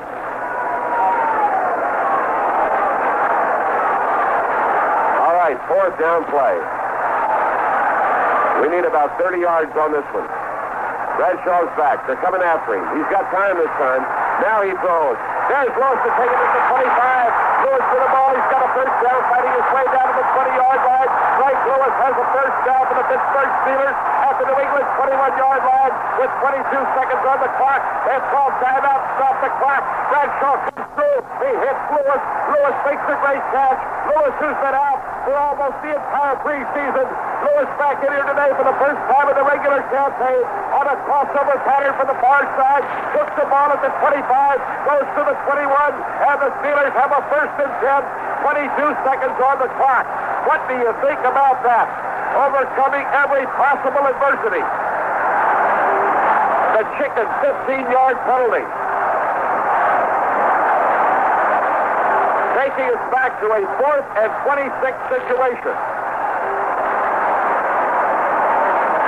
And Bradshaw hitting Lewis to the New England 21-yard line. Bradshaw has conferred with Chuck Noll.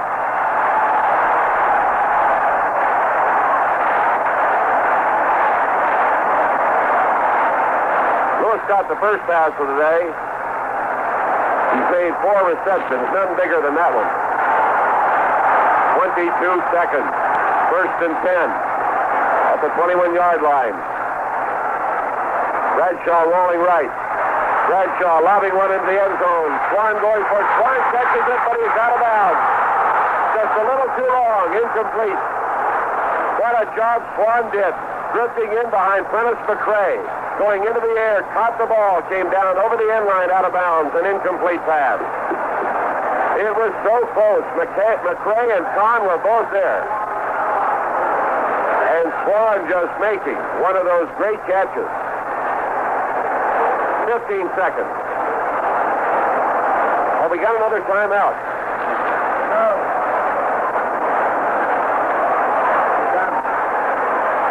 I think Noll was talking to Girella. I can't tell whether they're trying to get ready or not. If they happen to sack him, we're in real trouble. 15 seconds. They're stacked up front.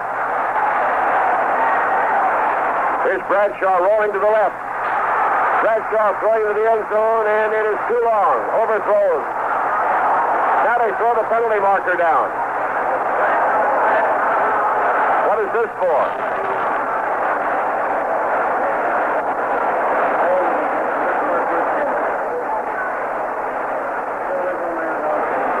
Illegal receiver downfield.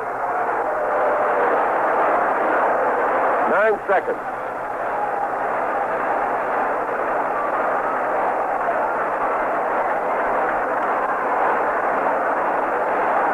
Well, that's a big 5 yards. 15 yards. 10 yards. What's he marking? 10 yards. Back to the 31-yard line. Loss of down. 9 seconds. Got to go to the sideline and try to get something, right, J.D.? Lewis and Swan are the wide receivers. Bradshaw's back. Bradshaw lobbing one over there toward Lewis, and it's too long in the far corner of the end zone. 3 seconds, and Girella comes on.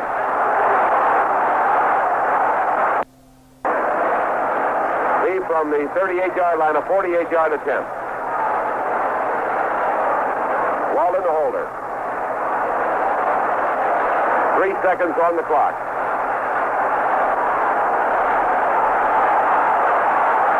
Crowd is on its feet. It's a 39-yard line, a 49-yard attempt. It is down. Girella kicks it. It is long enough. It is so good. It is to the side. A 49-yard attempt by Girella. And on the play, on the field goal try, the clock runs out. The ball game is over here at Three Rivers Stadium. And the crowd is watching in disbelief. The end of the game with the score, New England 30.